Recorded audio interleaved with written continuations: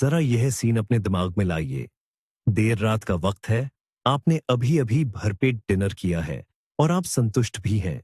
लेकिन एक अनजानी, लगभग जंगली ताकत आपको किचन कैबिनेट तक खींच ले जाती है। ठीक उसी जगह जहां आपकी सबसे प्यारी चॉकलेट या बिस्किट का पैकेट रखा है ना ये आपके साथ? आप इस लड़ाई में अकेले नहीं हैं। लाखों लोग हर दिन मीठा खाने की इस चाहत के खिलाफ ये जंग लड़ते हैं।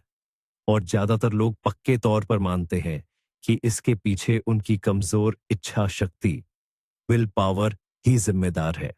मगर क्या हो अगर मैं आपको बताऊं कि यह एक बहुत बड़ा भ्रम है, कि मीठे के लिए आपकी यह ललक कोई मनमानी या जिद नहीं, बल्कि आपके शरीर का भेजा हुआ एक गुप्त संदेश है। इस वीडियो में हम और आप असली जासूस बनकर यह डिकोड करेंगे कि आपका शरीर वास्तव में क्या संकेत दे रहा होता है जब उसे चीनी की जबरदस्त चाहत होती है। और मेरा वादा है, कुछ चीजें आपको सचमुच चौंका देंगी। क्या आप वह सच्चाई जानने के लिए तैयार हैं जिसे हो सकता है आपके डॉक्टर ने भी आपसे छिपाकर रखा हो? तो बस आराम से बैठ जाइए, हम अपनी पड़ताल शुरू करते हैं। इस समस्या की असल वजह जानने के लिए आइए एक पल के लिए इतिहास में झांकते हैं। मानव इतिहास के ज्यादातर हिस्से में चीनी एक बेहद दुर्लभ चीज थी। हमारे पूर्वजों के लिए मीठा स्वाद सुरक्षित और ऊर्जा से भरपूर भोजन की पहचान थी। एक मीठा फल मतलब पका हुआ, जिसका सीधा मतलब था अधिकतम विटामिन और जीवित रहने के लिए, शिकार करने के लिए या किसी हिंसक जानवर से बचने के लिए तुरंत ऊर्जा। हमारा दिमाग मीठे से प्यार करने के लिए विकासवादी रूप से प्रोग्राम किया गया है, क्योंकि यही हमारे अस्तित्व की चाबी थी। लेकिन फिर क्या हुआ? आई औद्योगिक क्रांति, इंडस्ट्रियल रेवोल्यूशन। 19वीं सदी में चीनी एक आम और सस्ता उत्पाद बन गई। एक दुर्लभ पकवान से यह रोजमर्रा का ऐसा हिस्सा बन गई जिसे कंपनियों ने लगभग हर चीज में मिलाना शुरू कर दिया, ताकि हम उनके प्रोडक्ट के आदी, एडिक्टेड ही हो जाए। हमारी वह प्राचीन जैविक बनावट जो चीनी की कमी के लिए डिजाइन की गई थी, उसका सामना इसके जबरदस्त अतिरेक, टोटल एक्सेस से हुआ। और बस पूरी व्यवस्था गड़बड़ा गई। हम आज भी उसी सहज प्रवृत्ति, इंस्टिंक्ट के साथ मीठे की तरफ दौड़ते हैं, जैसे हमारे पूर्वज एक पके सेब की ओर दौड़ते थे। लेकिन अब सेब की जगह हमें रिफाइंड शुगर मिलती है, इतनी ज्यादा मात्रा में जिसकी कल्पना प्रकृति ने कभी नहीं की थी। हमारी इस प्राचीन जेनेटिक्स और आधुनिक फूड इंडस्ट्री के बीच का यही टकराव उस बेकाबू चाहत की असल नींव है, जिसका हम आज पोस्टमार्टम करने वाले हैं। तो चलिए शुरुआत करते हैं एक ऐसे प्लेयर से जिसे अक्सर कम आंका जाता है, लेकिन यह हमारी शुगर ड्रामा में बहुत जरूरी है। हम बात कर रहे हैं क्रोमियम की। हो सकता है आपने इसके बारे में धातुओं, मेटल्स के संदर्भ में सुना हो, लेकिन हमारे शरीर में यह एक माइक्रो मिनरल, सूक्ष्म पोषक तत्व है जो कार्बोहाइड्रेट मेटाबॉलिज्म, उपापचय के पूरे ऑर्केस्ट्रा का असली कंडक्टर, संचालक है। अपने शरीर की एक कोशिका, सेल को एक छोटा सा घर मान लीजिए जिसे ऊर्जा, एनर्जी चाहिए। ग्लूकोज यानी भोजन से मिली शुगर इस घर की भट्टी के लिए ईंधन, फ्यूल है। और इंसुलिन हार्मोन वह चाबी देने वाला है जिसे दरवाजा खोलकर इस ईंधन को अंदर पहुंचाना है। तो इस उदाहरण में क्रोमियम उस ताले के लिए चिकनाई, लुब्रिकेंट का काम करता है। अगर क्रोमियम की मात्रा कम है तो चाबी देने वाले इंसुलिन के लिए दरवाजा खोलना बहुत मुश्किल हो जाता है, ताला अटक जाता है। नतीजतन ईंधन ग्लूकोज बाहर यानी खून में ही रह जाता है और घर कोशिका, सेल अंदर से भूखी और ठंडी पड़ जाती है। यह तुरंत दिमाग को एक संदेश भेजती है, मुझे ऊर्जा नहीं मिल रही है और ईंधन भेजो। दिमाग इस संकेत को बस एक ही तरह से समझता है, जल्दी ऊर्जा पाने के लिए तुरंत कोई मीठी चीज खाओ। और बस आप फिर से मिठाई की तरफ हाथ बढ़ाते हैं। एक दुष्चक्र, विशियस साइकिल शुरू हो जाता है। आप मीठा खाते हैं, खून में ग्लूकोज का स्तर तेजी से बढ़ता है, लेकिन अटके हुए ताले के कारण वह कोशिकाओं के अंदर नहीं जा पाता। कोशिकाएं भूखी रह जाती है और मीठा खाने की आपकी तलब और तेज हो जाती है। इस क्रियाविधि को ग्लूकोज सहनशीलता में कमी, रिड्यूस्ड ग्लूकोज टॉलरेंस या इंसुलिन प्रतिरोध, इंसुलिन रेजिस्टेंस कहा जाता है। और यह टाइप 2 मधुमेह, टाइप 2 डायबिटीज जैसी गंभीर स्थितियों का पहला कदम है। क्रोमियम की कमी आज एक बहुत ही आम समस्या है। भोजन को संसाधित, प्रोसेस करने के आधुनिक तरीके, खासकर सफेद आटा और रिफाइंड शुगर का उत्पादों में से क्रोमियम को सचमुच धो डालते हैं। इससे भी ज्यादा मात्रा में चीनी खाने की प्रक्रिया ही शरीर में क्रोमियम के भंडार को और खत्म कर देती है। यह एक दोहरावार, डबल वैमी है। कैसे जाने कि आपके शरीर में क्रोमियम की कमी हो सकती है? मीठे की, खासकर बेकरी और कन्फेक्शनरी आइटमों की जबरदस्त तलब के अलावा आपको ये लक्षण भी महसूस हो सकते हैं। जल्दी थकान, बेचैनी, एंग्जाइटी, अचानक मूड में बदलाव, मूड स्विंग्स और यहां तक कि आंखों की रोशनी में कमी। आप इसकी कल्पना एक इंफोग्राफिक की तरह कर सकते हैं, जहां एक स्वस्थ कोशिका है जिसमें इंसुलिन क्रोमियम की मदद से आसानी से ग्लूकोज पहुंचा रहा है, और दूसरी तरफ क्रोमियम की कमी वाली कोशिका जिसके बाहर ग्लूकोज जमा है और वह खुद दिमाग को भूख का संदेश भेज रही है। अब बात करते हैं मिनरल्स के असली सुपरस्टार, मैग्नीशियम की। इसे अक्सर शांति का मिनरल कहा जाता है और यह नाम इसे बिल्कुल सही मिला है। लेकिन मीठे की तीव्र इच्छा यानी शुगर क्रेविंग को कंट्रोल करने में इसकी भूमिका सिर्फ नसों को शांत करने से कहीं ज्यादा गहरी है। मैग्नीशियम हमारे शरीर में 300 से ज्यादा बायोकेमिकल रिएक्शंस में हिस्सा लेता है और इनमें से कई सीधे सीधे ऊर्जा मेटाबॉलिज्म, ऊर्जा के उपयोग और ब्लड शुगर लेवल को नियंत्रित करने से जुड़े हैं। पहला, मैग्नीशियम क्रोमियम की तरह ही इंसुलिन के लिए एक कोफैक्टर का काम करता है। यह हमारे चाबी जैसे इंसुलिन को और भी ज्यादा असरदार बनाता है।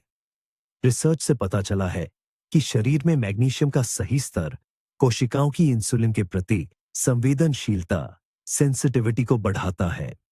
इसका मतलब है कि उतनी ही मात्रा में ग्लूकोज को पचाने के लिए शरीर को कम इंसुलिन बनाना पड़ता है, जिससे ब्लड शुगर में अचानक आने वाले उतार चढ़ाव रुक जाते हैं। और यही उतार चढ़ाव शुगर क्रेविंग को भड़काते हैं। दूसरा, मैग्नीशियम ऊर्जा उत्पादन, एनर्जी प्रोडक्शन का मास्टर है। यह एडेनोसिन ट्राइफॉस्फेट, एटीपी, यानी हमारी कोशिकाओं की एनर्जी करेंसीज बनाने के लिए बहुत जरूरी है। जब मैग्नीशियम की कमी होती है तो ऊर्जा का उत्पादन धीमा हो जाता है। आप थका हुआ, टूटा हुआ और कमजोर महसूस करते हैं। और ऐसी स्थिति में शरीर क्या मांगता है? बिल्कुल सही, ऊर्जा का सबसे तेज और आसान जरिया यानी चीनी, शुगर। इसका मतलब है कि चॉकलेट खाने की आपकी जोरदार इच्छा असल में शरीर की ओर से सेलुलर ऊर्जा बनाने के लिए मैग्नीशियम की कमी का एक जोरदार इशारा हो सकती है। तीसरा, इसकी शांति का मिनरल वाली भूमिका। मैग्नीशियम हमारी तंत्रिका तंत्र, नर्वस सिस्टम को नियंत्रित करने में मदद करता है। यह तनाव हार्मोन पासी कोर्टिसोल हार्मोन के स्तर को कम करता है और टूम चीएबीए गाबा, जो हमारा मुख्य निरोधात्मक न्यूरोट्रांसमीटर, इनहिबिटरी न्यूरोट्रांसमीटर है और शांति और आराम के लिए जिम्मेदार है, उसके स्तर को बढ़ाता है। मैग्नीशियम की कमी होने पर हम ज्यादा चिड़चिड़े, बेचैन और तनावग्रस्त हो जाते हैं। और तनाव, जैसा कि हम जल्द ही जानेंगे, मीठे से अपनी समस्याओं को दबाने के लिए सबसे बड़े ट्रिगर्स में से एक है। मैग्नीशियम की कमी से शुगर क्रेविंग महिलाओं में पीएमएस, पीएमएस के दौरान खासकर ज्यादा होती है, जब इसका स्तर शरीर में स्वाभाविक रूप से कम हो जाता है। पीरियड्स से ठीक पहले चॉकलेट बार खाने की इच्छा मैग्नीशियम की कमी का एक क्लासिक संकेत है, क्योंकि कोको बीन्स इसके सबसे समृद्ध स्रोतों में से एक है। आपका शरीर सहज रूप से वही खोजता है जिसकी उसे कमी होती है। इसे समझने के लिए आप यह एनिमेशन देख सकते हैं। एक थकी हुई, डिस्चार्ज्ड कोशिका जिसके पास मैग्नीशियम आयन आता है और वह कोशिका तुरंत एटीपी सानो ऊर्जा से चमक उठती है और दिमाग में भूख का संकेत गायब हो जाता है। हमारी जरूरी सूक्ष्म पोषक तत्वों माइक्रोन्यूट्रिएंट्स की लिस्ट में आगे बढ़ते हैं और आज हम बात करेंगे जिंक की। अक्सर लोग इसकी भूमिका को इम्यूनिटी और त्वचा के स्वास्थ्य से जोड़ते हैं, लेकिन हमारे खाने पीने की आदतों पर इसका जो जबरदस्त असर होता है उसे अक्सर नजरअंदाज कर दिया जाता है। जिंक का एक सबसे दिलचस्प काम है हमारी स्वाद और सूंघने की इंद्रियों रिसेप्टर्स में इसकी सीधी भागीदारी। आसान शब्दों में कहें तो हम किसी भी खाने का स्वाद और खुशबू कितनी अच्छी तरह महसूस कर पाते हैं यह पूरी तरह जिंक पर निर्भर करता है। जरा सोचिए, आपकी स्वाद कलिकाएं टेस्ट बड्स छोटी छोटी एंटीना जैसी है जो खाने से संकेत पकड़कर दिमाग तक पहुंचाती है। जिंक कस्टिन नामक प्रोटीन का एक जरूरी हिस्सा है जो इन एंटीनाओं को बढ़ने और सही ढंग से काम करने के लिए चाहिए होता है। जब शरीर में जिंक की कमी होती है तो ये एंटीना ठीक से काम करना बंद कर देती है। स्वाद फीके दबे हुए लगने लगते हैं, खाना बेस्वाद और उबाऊ लगने लगता है। ऐसी हालत में दिमागी को कुछ भी महसूस करने के लिए और ज्यादा तेज उत्तेजकों स्टिमुलेंट्स की जरूरत होती है। और हमारे खाने में सबसे शक्तिशाली और तेज स्वाद उत्तेजक क्या है? जाहिर है शक्कर, चीनी और नमक। जिंक की कमी वाला व्यक्ति अनजाने में अनकॉन्शियसली अपनी चाय में ज्यादा चीनी डालेगा, बहुत मीठी मिठाइयां चुनेगा या मीठी सोडा ड्रिंक्स पर निर्भर हो जाएगा, क्योंकि सिर्फ इतनी चरम एक्सट्रीम मिठास ही कमजोर रिसेप्टर्स के जरिए गुजर कर दिमाग को थोड़ा बहुत आनंद दे पाती है। यह ठीक वैसा ही है जैसे कोई कम सुनाई देने वाला व्यक्ति संगीत को और जोर से बजाने को कहता है। इतना ही नहीं, क्रोमियम और मैग्नीशियम की तरह जिंक भी कार्बोहाइड्रेट के चयापचय मेटाबॉलिज्म में एक अहम भूमिका निभाता है। यह अग्न्याशय पैंक्रियास द्वारा इंसुलिन के निर्माण, भंडारण और रिहाई के लिए जरूरी है। जिंक की कमी से यह नाजुक प्रक्रिया बाधित हो सकती है, जिससे ब्लड शुगर रक्त शर्करा का स्तर अस्थिर हो जाता है और इसका नतीजा होता है फास्ट कार्ब्स क्विक कार्बोहाइड्रेट्स के लिए और ज्यादा लालसा। जिंक की कमी कई कारणों से हो सकती है। असंतुलित आहार, खासतौर पर सही सुधार के बिना शाकाहारी भोजन, पाचन संबंधी समस्याएं जो इसके अवशोषण एब्जॉर्प्शन में बाधा डालती है, और साथ ही लगातार रहने वाला तनाव क्रॉनिक स्ट्रेस।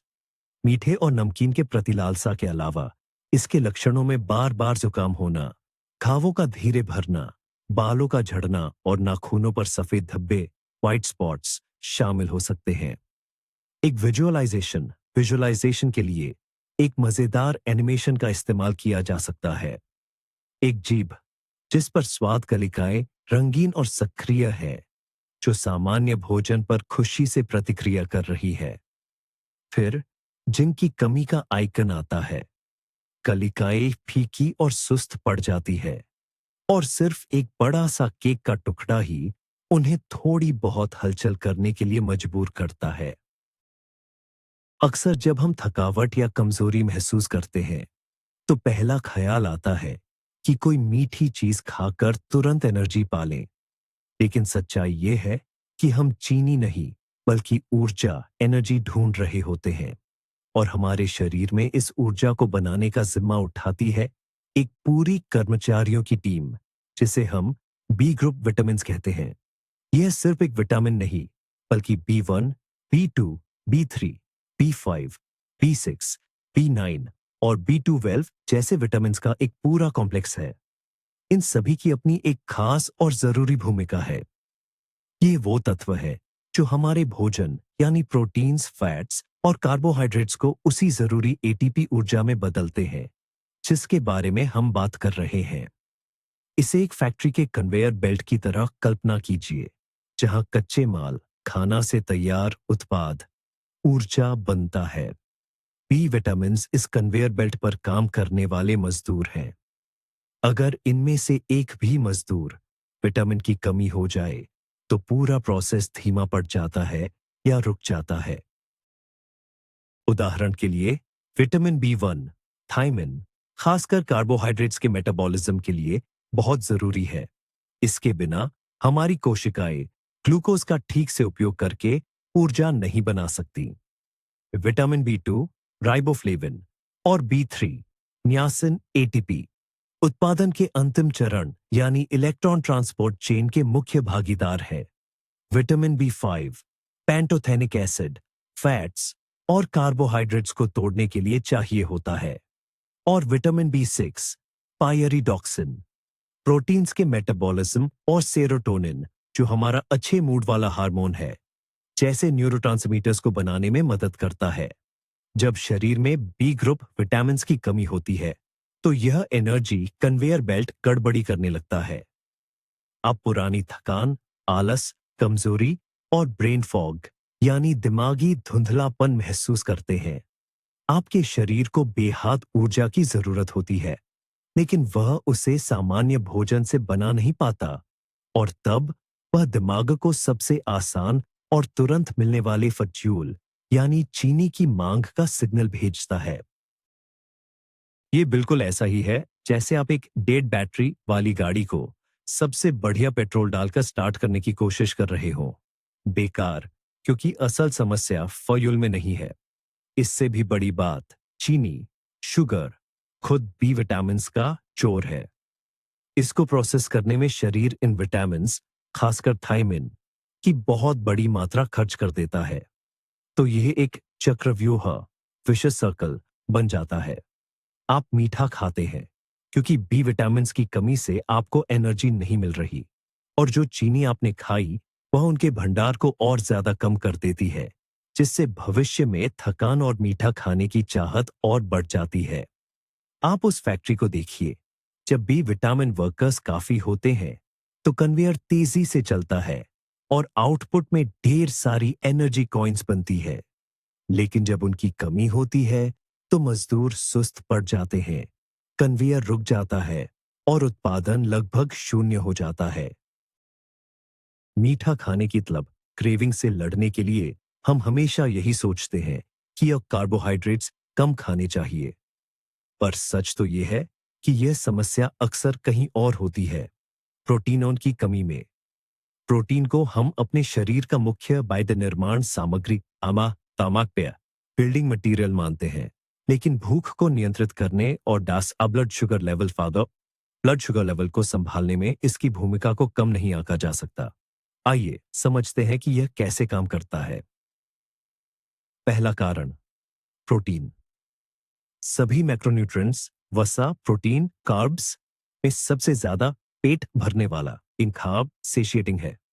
यह धीरे धीरे पचता है, जिससे हमें लंबे समय तक पेट भरे रहने का एहसास होता है। जब आप नाश्ते में मीठे बन के बजाय अंडे या पनीर दही खाते हैं तो आपको बहुत देर तक भूख नहीं लगती।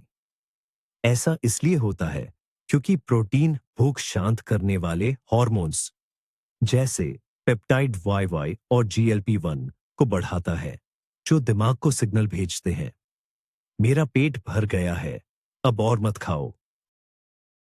दूसरा कारण, हर भोजन में प्रोटीन को शामिल करने से आपका ब्लड शुगर लेवल स्टेबल रहता है।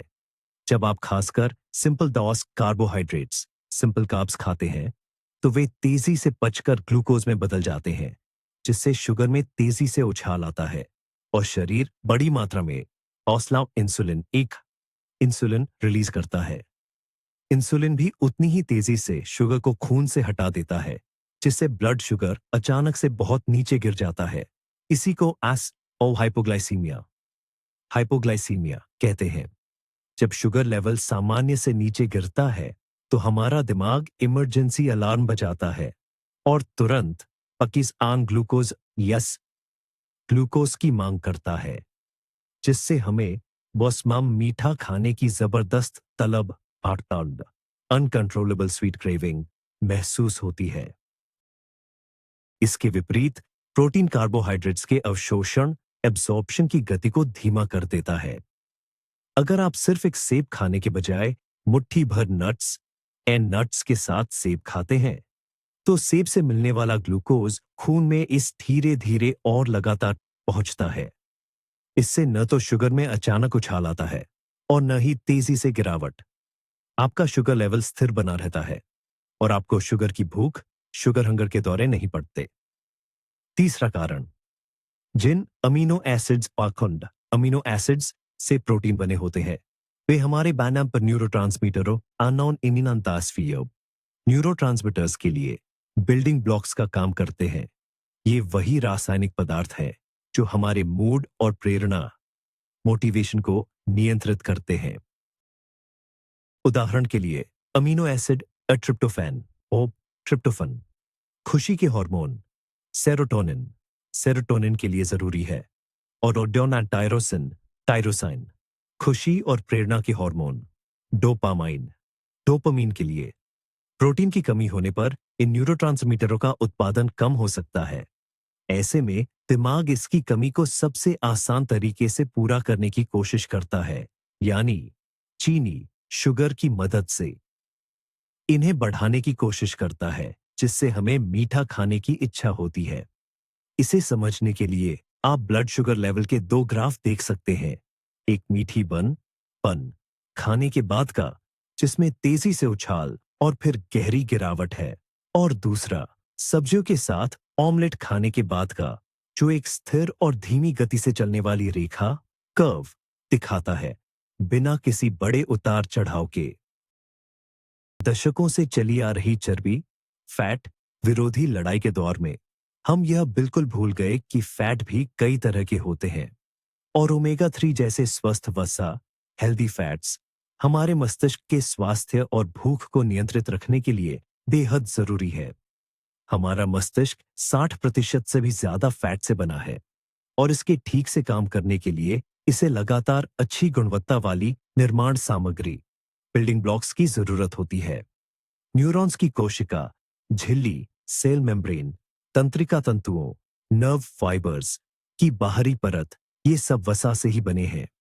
जब हमारे आहार में स्वस्थ वसा की कमी होती है, तो मस्तिष्क का काम बाधित होता है। तंत्रिका आवेगों, नर्व इम्पल्स का संचार धीमा पड़ जाता है, एकाग्रता कंसंट्रेशन घट जाती है, और याददाश्त कमजोर होने लगती है।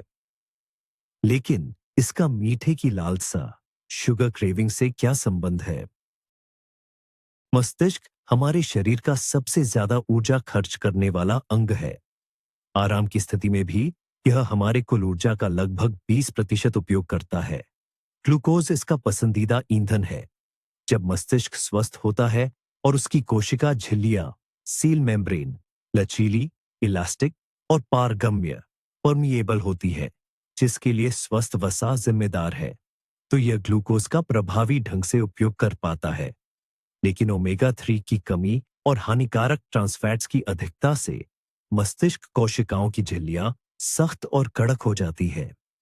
इन कोशिकाओं की सतह पर मौजूद इंसुलिन रिसेप्टर्स के लिए काम करना मुश्किल हो जाता है, और एक तरह की ब्रेन इंसुलिन रेसिस्टेंस विकसित हो जाती है। नतीजतन ग्लूकोज के लिए न्यूरॉन्स के अंदर प्रवेश करना कठिन हो जाता है। मस्तिष्क को ऊर्जा की कमी महसूस होने लगती है, भले ही रक्त में ग्लूकोज की पर्याप्त मात्रा हो, और तब वह एक जोरदार संकेत भेजता है, मुझे सबसे आसान ईंधन दो, मुझे चीनी दो। इसके अलावा प्रोटीन की तरह स्वस्थ वसा भी आपको लंबे समय तक पेट भरा होने का एहसास कराते हैं। वे पेट के खाली होने की प्रक्रिया को धीमा कर देते हैं, जिससे भोजन पेट में ज्यादा देर तक रहता है और आपको देर तक भूख नहीं लगती। वे रक्त शर्करा ब्लड शुगर के स्तर को स्थिर करने में भी मदद करते हैं, अचानक होने वाले उतार चढ़ाव को रोकते हैं। स्वस्थ वसा की कमी केवल मीठे की लालसा के रूप में ही नहीं, बल्कि सूखी त्वचा, नाजुक नाखून, टूटते नाखून, एकाग्रता में कमी और मूड में बदलाव, मूड स्विंग्स के रूप में भी दिख सकती है। कल्पना कीजिए, दो मस्तिष्क कोशिकाएं, एक लचीली है जिसकी झिल्ली तरल फ्लूइड है और जिसमें ग्लूकोज आसानी से प्रवेश कर रहा है, और दूसरी सख्त जमी हुई है जिससे ग्लूकोज के अणु टकराकर वापस आ रहे हैं, जबकि कोशिका भूख का संकेत दे रही है। अचानक से मीठा खाने की जबरदस्त तलब लगने की सबसे आम मगर सबसे आसान वजह है साधारण निर्जलीकरण के पानी की कमी। जी हां, आपने बिल्कुल सही सुना। कभी कभी आपका शरीर मिठाई नहीं बल्कि एक गिलास साफ पानी मांग रहा होता है। ऐसा क्यों होता है? असल में हल्के निर्जलीकरण और भूख के लक्षण बहुत मिलते जुलते हैं और हमारा दिमाग अक्सर उन्हें मिला देता है। इन दोनों एहसासों को नियंत्रित करने वाला दिमाग इसका एक ही हिस्सा है, जिसे हाइपोथैलेमस कहते हैं। जब शरीर में पानी की कमी होती है, तो हाइपोथैलेमस एक मिला-जुला संकेत भेज सकता है, जिसे हम कुछ खाने की इच्छा समझ लेते हैं। इसके अलावा, जब शरीर में पानी कम होता है, तो ग्लाइकोजन का उपयोग करना मुश्किल हो जाता है।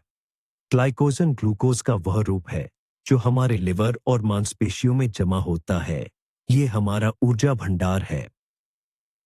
ग्लाइकोजन को तोड़ने और ग्लूकोज को खून में छोड़ने के लिए पानी बहुत जरूरी है। अगर पानी काफी नहीं है, तो यह प्रक्रिया धीमी हो जाती है। शरीर अपनी अंदरूनी तुरंत मिलने वाली ऊर्जा तक नहीं पहुंच पाता और बाहर से ऊर्जा मांगने लगता है, यानी खाने के जरिए। और जाहिर है, वह सबसे तेज ऊर्जा स्रोत यानी चीनी, शुगर की मांग करता है। आपको अचानक थकावट, कमजोरी महसूस होती है और कुछ मीठा खाने की तीव्र इच्छा होती है, जबकि हकीकत में आपको बस अपने शरीर में तरल पदार्थ की पूर्ति करनी होती है। एक और दिलचस्प तरीका लिवर यकृत से जुड़ा है। लिवर न केवल ग्लाइकोजन जमा करता है, बल्कि विषहरण डिटॉक्सिफिकेशन के लिए भी जिम्मेदार है। निर्जलीकरण होने पर इसका काम मुश्किल हो जाता है।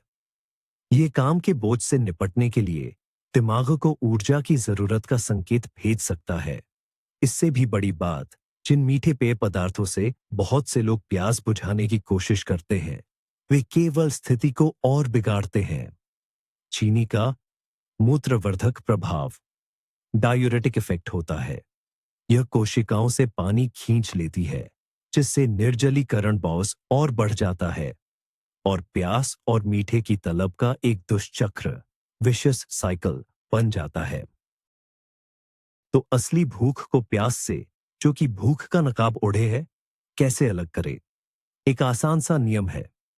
अगर आपको अचानक से भूख का जोरदार एहसास हो या मीठा खाने की तलब लगे, खासकर खाने के बीच में, तो सबसे पहले एक बड़ा गिलास साफ पानी पीकर देखें।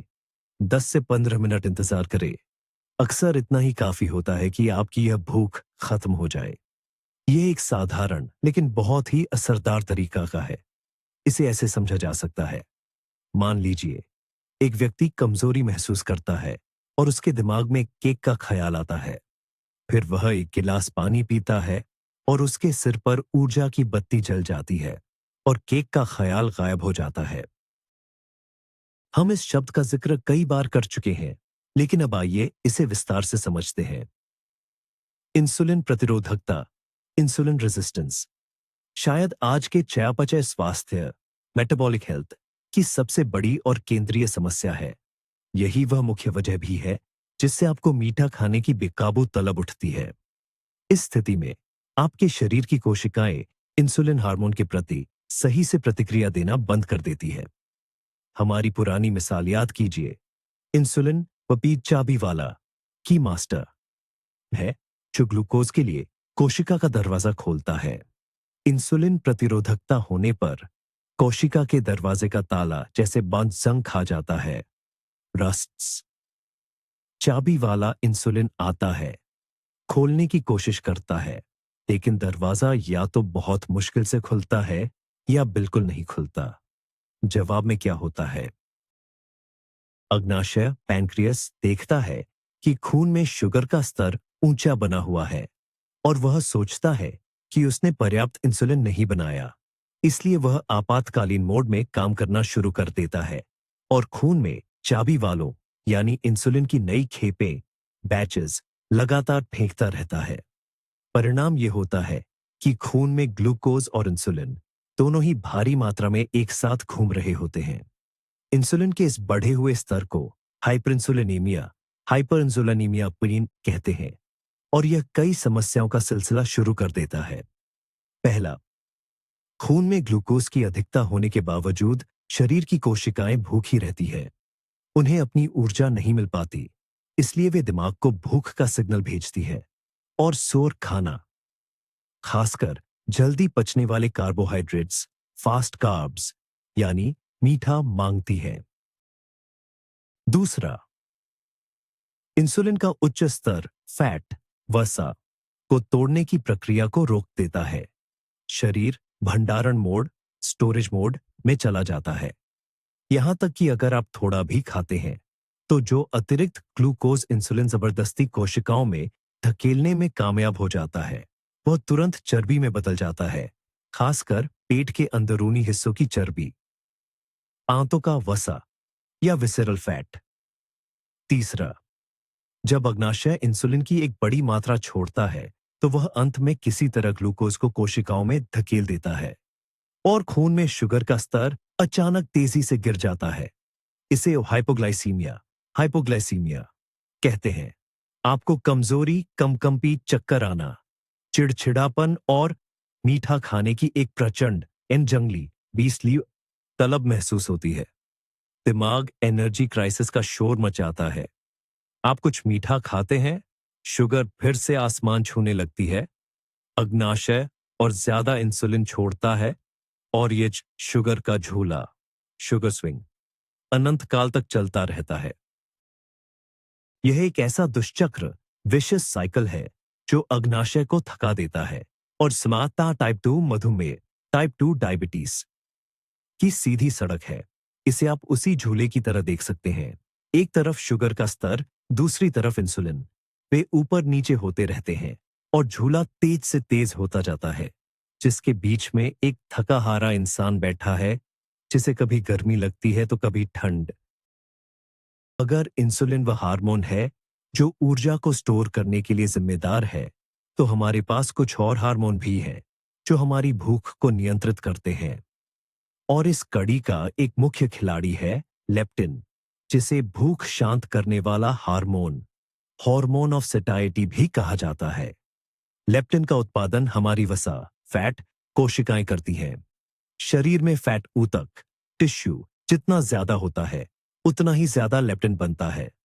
इसका काम है रक्त के साथ बहकर दिमाग तक, यानी हाइपोथैलेमस तक पहुंचना और उसे संदेश देना। देखो, हमारे पास अब काफी ऊर्जा जमा हो चुकी है। अब खाना बंद करो और इसे इस्तेमाल करना शुरू करो। एक स्वस्थ शरीर में यह सिस्टम बिल्कुल घड़ी की तरह काम करता है। आपने खाना खाया, लेप्टिन का स्तर बढ़ा, दिमाग को तृप्ति का संकेत मिला और आपकी भूख कम हो गई।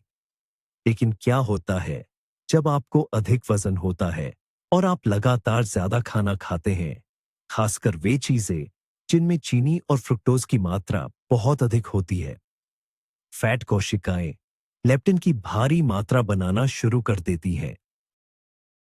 यूं तो यह भूख को पूरी तरह से दबा देना चाहिए, लेकिन होता इसका ठीक उलटा है।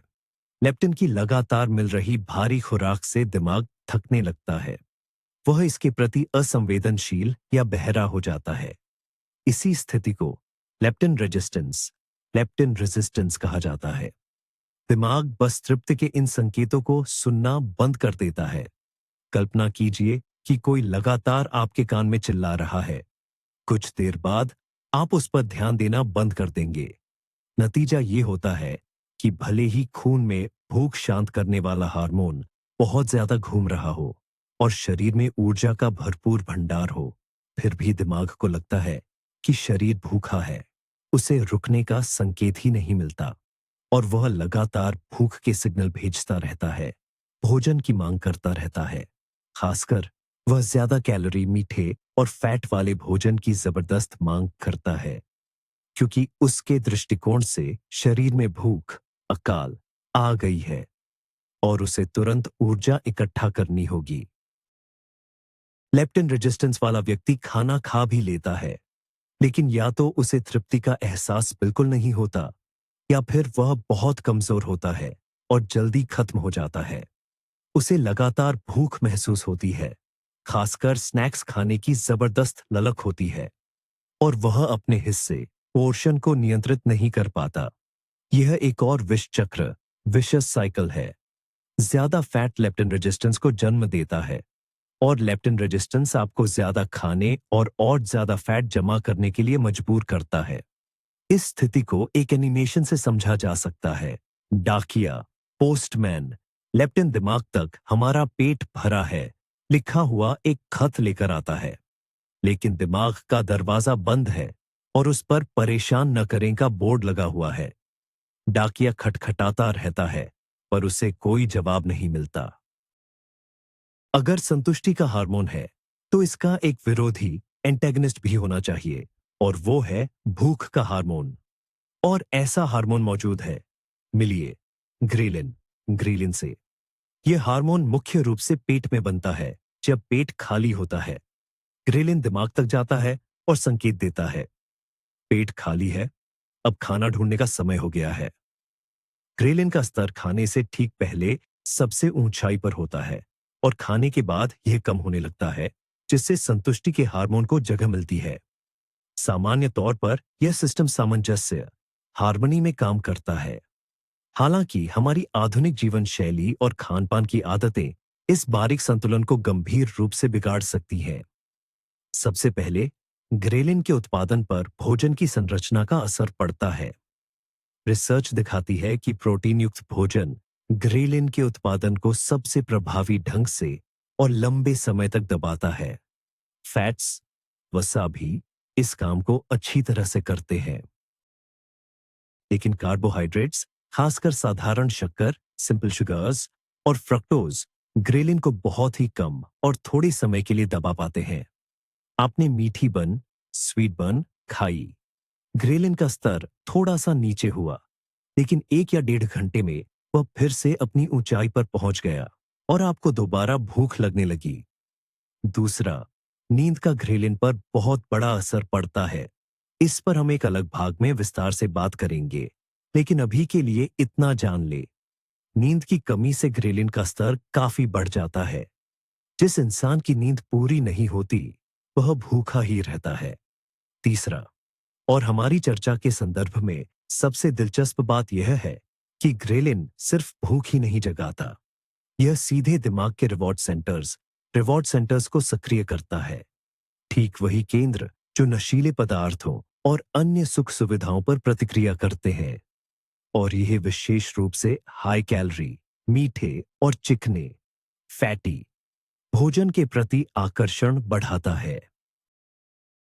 यानी ग्रेलिन के असर में साधारण चिकन ब्रेस्ट और ब्रोकली आपको कम स्वादिष्ट लगेंगे, लेकिन पिज्जा का एक टुकड़ा या चॉकलेट केक आपको बेहद लुभावना लगेगा। ग्रेलिन जैसे दिमाग से कहता है, सिर्फ खाना मत ढूंढो, बल्कि सबसे स्वादिष्ट और सबसे ज्यादा कैलोरी वाला खाना ढूंढो जो तुम्हें मिल सके। ये तंत्र हमारे पूर्वजों के लिए बहुत उपयोगी था जब भोजन की कमी थी, लेकिन आज के भरपूर खाने के दौर में यह हमारे खिलाफ काम करता है। हमें उन्हीं सबसे नुकसानदायक चीजों को ज्यादा खाने पर मजबूर करता है। आप ग्रेलिन की कल्पना एक छोटे शैतान बहकाने वाले लिटिल डेविल टेम्पटर के रूप में कर सकते हैं, जो भूखे व्यक्ति के कान में फुसफुसाता है, उसे स्वादिष्ट डेजर्ट और फास्ट फूड की तस्वीरें दिखाता है, जबकि सेहतमंद खाना फीका और बेजान सा लगता है।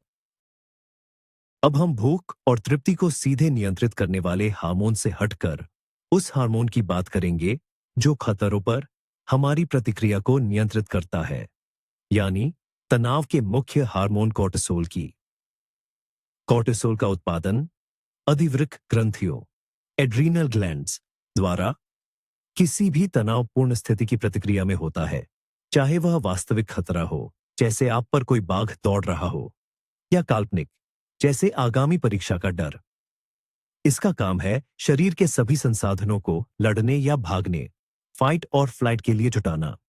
इसके लिए यह रक्त शर्करा के स्तर को बढ़ाता है, ताकि मांसपेशियों और मस्तिष्क को तुरंत ऊर्जा मिल सके। अल्पकालिक रूप से यह एक अत्यंत महत्वपूर्ण तंत्र है, लेकिन समस्या तब शुरू होती है जब तनाव दीर्घकालिक, क्रॉनिक बन जाता है। अब हम बाघों से तो नहीं भाग रहे हैं, लेकिन हम लगातार काम, पैसे और रिश्तों को लेकर चिंतित रहते हैं। हमारा शरीर हमेशा युद्ध की तैयारी की स्थायी स्थिति में रहता है और कोर्टिसोल का स्तर लगातार बढ़ा रहता है और इसके परिणाम ये होते हैं। पहला, लगातार उच्च कोर्टिसोल रक्त शर्करा के स्तर को ऊंचा बनाए रखता है। इसकी प्रतिक्रिया में अग्नाशय, पैंक्रियास को लगातार इंसुलिन का उत्पादन करना पड़ता है।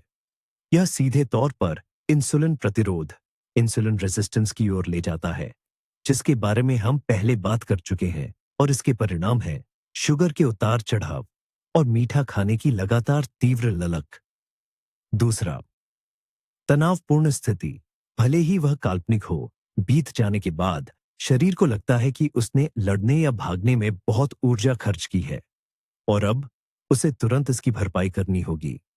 कोर्टिसोल सीधे भूख को उत्तेजित करता है और यह भी घ्रेलिन, गरेलिन की तरह हमें विशेष रूप से कैलोरी युक्त, वसा युक्त और मीठा भोजन खाने के लिए मजबूर करता है। इसे ही भावनात्मक भोजन, इमोशनल ईटिंग या तनाव में खाना कहा जाता है। मस्तिष्क के लिए चीनी, शक्कर न केवल तुरंत ऊर्जा है, बल्कि आनंद का स्रोत भी है, जो मूड को तुरंत बेहतर बनाने और शांत होने का एक तरीका है।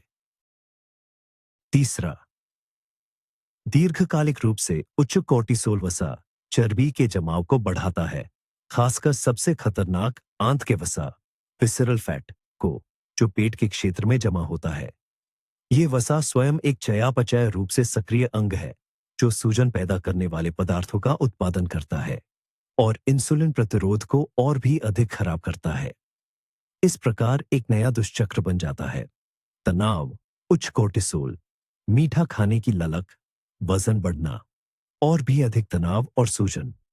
इसका एक स्पष्ट उदाहरण इंफोग्राफिक में देखा जा सकता है, जो दिखाता है कि दिमाग में एक तनावपूर्ण विचार कैसे इस श्रृंखला को शुरू करता है। अधिवृक्क ग्रंथियां कोर्टिसोल जारी करती हैं, जो रक्त शर्करा को बढ़ाता है और इसका परिणाम होता है केक खाने की तीव्र इच्छा। अगर कोर्टिसोल तनाव का हार्मोन, स्ट्रेस हार्मोन है, तो सेरोटोनिन इसका ठीक उलटा है। यह हमारा मुख्य खुशी का हार्मोन, हैप्पीनेस हार्मोन है, जो अच्छे मूड और कल्याण, वेलबींग के लिए जिम्मेदार है। सेरोटोनिन एक न्यूरोट्रांसमीटर है, जो मस्तिष्क में मूड, नींद, भूख और सामाजिक व्यवहार सहित कई प्रक्रियाओं को नियंत्रित करता है। जब सेरोटोनिन का स्तर सामान्य होता है, तो हम शांत, आत्मविश्वासी और संतुष्ट महसूस करते हैं। हमें अच्छा लगता है। लेकिन जब इसका स्तर गिरता है, तो हमें उदासी, चिंता, चिड़चिड़ापन, सुस्ती और यहां तक कि अवसाद, डिप्रेशन भी महसूस हो सकता है। और यहीं पर चीनी, शुगर की एंट्री होती है। सरल कार्बोहाइड्रेट्स यानी मीठी चीजों का सेवन मस्तिष्क में सेरोटोनिन के स्तर को अस्थायी रूप से बढ़ाने का सबसे तेज और आसान तरीका है। यह काम कैसे करता है? जब हम कार्बोहाइड्रेट खाते हैं, तो अग्नाशय, पैंक्रियास इंसुलिन जारी करता है।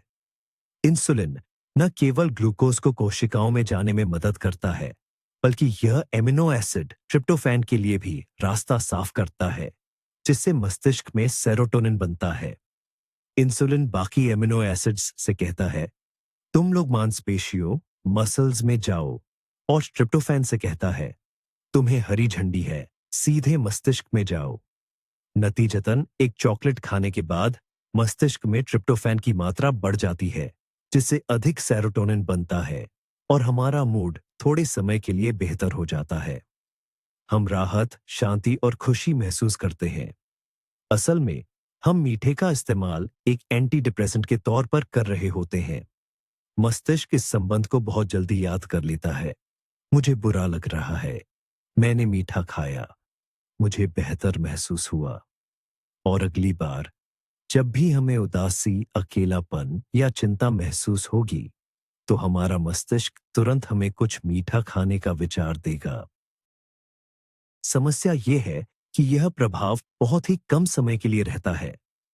मूड बेहतर होने के बाद अनिवार्य रूप से एक गिरावट आती है, जो अक्सर पहले से भी ज्यादा गहरी होती है। यह उसी शुगर स्विंग्स, शुगर स्विंग्स या शुगर के झूले के कारण होता है। इसके अलावा चीनी का उपयोग करके सेरोटोनिन के उत्पादन को लगातार उत्तेजित करने से ट्रिप्टोफैन का भंडार खत्म हो सकता है और इस न्यूरोट्रांसमीटर का प्राकृतिक नियमन रेगुलेशन बिगड़ सकता है, जिससे हम इस मीठे डोपिंग डोपिंग पर और भी ज्यादा निर्भर हो जाते हैं। अक्सर सेरोटोनिन का कम स्तर सिर्फ मनोवैज्ञानिक समस्याओं से ही नहीं, बल्कि हमारी आंत गट की स्थिति से भी जुड़ा होता है, क्योंकि शरीर में लगभग 95% पेनपीसपोपजेट सेरोटोनिन का उत्पादन यही होता है। माइक्रोबायोम माइक्रोबायोम की समस्याएं हमारे मूड और मीठे की लालसा क्रेविंग को सीधे प्रभावित कर सकती है। इसे एक तराजू के रूप में देखा जा सकता है। एक पलड़े पर कम सेरोटोनिन और एक दुखी इमोजी स्माइली है। दूसरे पलड़े पर एक टॉफी कैंडी गिरती है और सेरोटोनिन वाला पलड़ा कुछ देर के लिए ऊपर उठ जाता है, लेकिन फिर पहले से भी ज्यादा नीचे गिर जाता है। अगर सेरोटोनिन शांत और सुकून भरी खुशी देता है, तो डोपामाइन किसी चीज की चाहत, प्रेरणा, इच्छा और लक्ष्य पूरा होने पर मिलने वाली खुशी के लिए है। यह हमारे दिमाग के रिवॉर्ड सिस्टम का सबसे मुख्य न्यूरोट्रांसमीटर है। डोपामाइन ही वह केमिकल है जो हमें सोफे से उठकर कुछ करने के लिए प्रेरित करता है। ये तब रिलीज होता है जब हम किसी इनाम, रिवॉर्ड की उम्मीद कर रहे होते हैं, चाहे वह कोई स्वादिष्ट खाना हो, तारीफ हो, लॉटरी जीतना हो या सोशल मीडिया पर मिला लाइक हो। चीनी, शुगर, डोपामाइन को रिलीज करने वाला सबसे शक्तिशाली स्टिम्युलेटर है, जिसकी तुलना कुछ नशीले पदार्थों, ड्रग्स से की जा सकती है। जब हम मीठा खाते हैं, तो हमारे दिमाग में डोपामाइन का एक जबरदस्त धमाका होता है। हमें यूफोरिया यानी बेपनाह खुशी महसूस होती है। दिमाग तुरंत इस भावना और इसके स्रोत को याद कर लेता है। यह एक मजबूत न्यूरल कनेक्शन बना लेता है। चीनी शॉस अविश्वसनीय मजा। और अगली बार हमारा दिमाग इसी अनुभव को दोहराने की जोरदार मांग करता है। चीनी से मिलने वाले डोपामाइन स्टिमुलेशन के साथ दिक्कत यह है कि समय के साथ दिमाग इसकी आदत डाल लेता है। ठीक नशे की चीजों की तरह टॉलरेंस यानी सहनशीलता विकसित हो जाती है। डोपामाइन रिसेप्टर्स कम संवेदनशील हो जाते हैं और अब पहले जैसा मजा पाने के लिए चीनी की और ज्यादा और बड़ी खुराक की जरूरत पड़ती है। एक टॉफी से अब खुशी नहीं मिलती, पूरी चॉकलेट बार चाहिए और फिर यह भी कम लगने लगता है। यही वह तरीका है जिससे असली शुगर एडिक्शन, चीनी की लत बनती है, जो नशे की लत के जैसी ही होती है। जब हम मीठा छोड़ने की कोशिश करते हैं, तो हमें असली विथड्रॉल सिम्पटम्स यानी बेचैनी महसूस होती है। डोपामाइन का स्तर गिर जाता है, हमें उदासी, चिड़चिड़ाहट होती है और हम रोजमर्रा की चीजों से भी खुशी महसूस नहीं कर पाते, जिसे एनहेडोनिया कहते हैं। दिमाग बेचैन होकर अपनी खुराक मांगता है। इसके अलावा हमारा रिवॉर्ड सिस्टम लर्निंग, सीखने और मेमोरी, याददाश्त सिस्टम से जुड़ा होता है। दिमाग सिर्फ मीठे के स्वाद को ही नहीं, बल्कि उससे जुड़ी सभी परिस्थितियों को याद रखता है। दिन का समय, जगह, लोग और भावनाएं इस तरह ट्रिगर्स बनते हैं। उदाहरण के लिए, आपको सुबह कॉफी के साथ क्रोइसेंट खाने की आदत है। अब कॉफी की सिर्फ खुशबू या कॉफी शॉप का नजारा ही आपके दिमाग में रिवॉर्ड के इंतजार में डोपामाइन रिलीज कर देगा और आपको क्रोइसेंट खाने की जबरदस्त इच्छा होगी। आपने अभी कुछ खाया भी नहीं है, पर दिमाग पहले से ही अपनी मांग शुरू कर देता है। यही कारण है कि मीठे से जुड़ी आदतों से लड़ना इतना मुश्किल होता है। विजुअलाइजेशन। एक एनिमेशन में दिखाया जा सकता है कि टॉफी खाते ही दिमाग में डोपामाइन का एक शानदार आतिशबाजी, फायरवर्क वाला धमाका होता है। बार बार खाने पर यह आतिशबाजी कमजोर होती जाती है और एक तेज धमाके के लिए और ज्यादा टॉफियों की जरूरत पड़ती है। नींद सिर्फ आराम नहीं है, यह वह समय है जब हमारा शरीर जनरल क्लीनिंग करता है, ऊतकों, टिश्यूज की मरम्मत करता है और जो हमारे विषय के लिए सबसे महत्वपूर्ण है, पूरे हार्मोनल सिस्टम को रीब्यूट एंड कैलिब्रेट करता है। पुरानी नींद की कमी। भले ही आप सुझाए गए 8 घंटों के बजाय सिर्फ 6 घंटे सो रहे हों, भूख को नियंत्रित करने वाले हार्मोन्स पर एक विनाशकारी वार करती है। आइए देखते हैं कि जब हम पूरी नींद नहीं लेते हैं तो क्या होता है। सबसे पहले भूख के हार्मोन ग्रेलिन ग्रेलिन का स्तर तेजी से बढ़ जाता है, जिससे हम पहले से ही परिचित हैं। शोध बताते हैं कि सिर्फ एक रात की खराब नींद भी इसके स्तर को 15 से 30% तक बढ़ा सकती है। आपका शरीर शाब्दिक रूप से भूख के लिए चिल्लाता है, भले ही आपने ठीक से खाना खाया हो। दूसरा, इसी के साथ पेट भरने के हार्मोन लेप्टिन लेप्टिन का स्तर गिर जाता है। आपके मस्तिष्क को तृप्त सटैटी के संकेत मिलना बंद हो जाते हैं। हाई ग्रेलिन और लो लेप्टिन का यह संयोजन एक ज्वलनशील मिश्रण है, जो अगले पूरे दिन लगभग अनियंत्रित भूख की भावना पैदा करता है।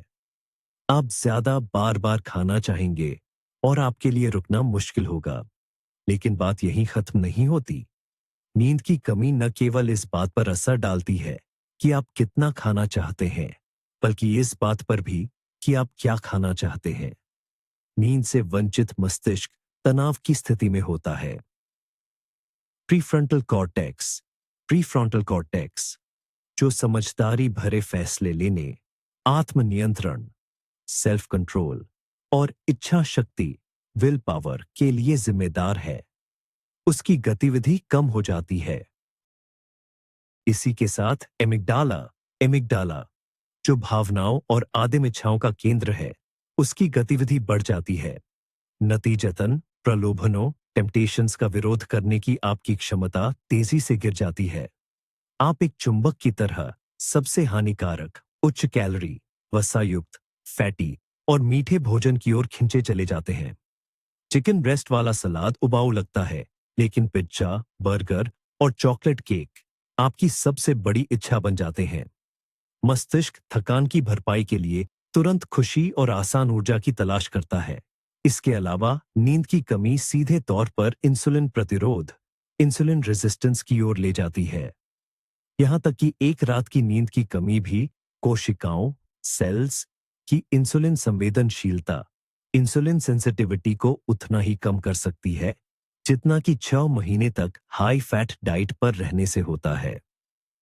आपका शरीर कार्बोहाइड्रेट्स कार्बोहाइड्रेट्स को ठीक से संभाल नहीं पाता, जिससे शुगर के स्तर में उतार चढ़ाव आता है और मीठे की तलब और बढ़ जाती है। इसलिए अगर आप मीठे की तलब से लड़ने की कोशिश कर रहे हैं, लेकिन फिर भी केवल 5-6 घंटे सो रहे हैं, तो आप खुद को पहले ही असफलता के लिए अभिशप्त कर रहे हैं। नींद को सामान्य करना बिल्कुल पहला और सबसे महत्वपूर्ण कदम है। आप इसे 2 मस्तिष्क आरेखों ब्रेन डायग्राम्स के रूप में देख सकते हैं।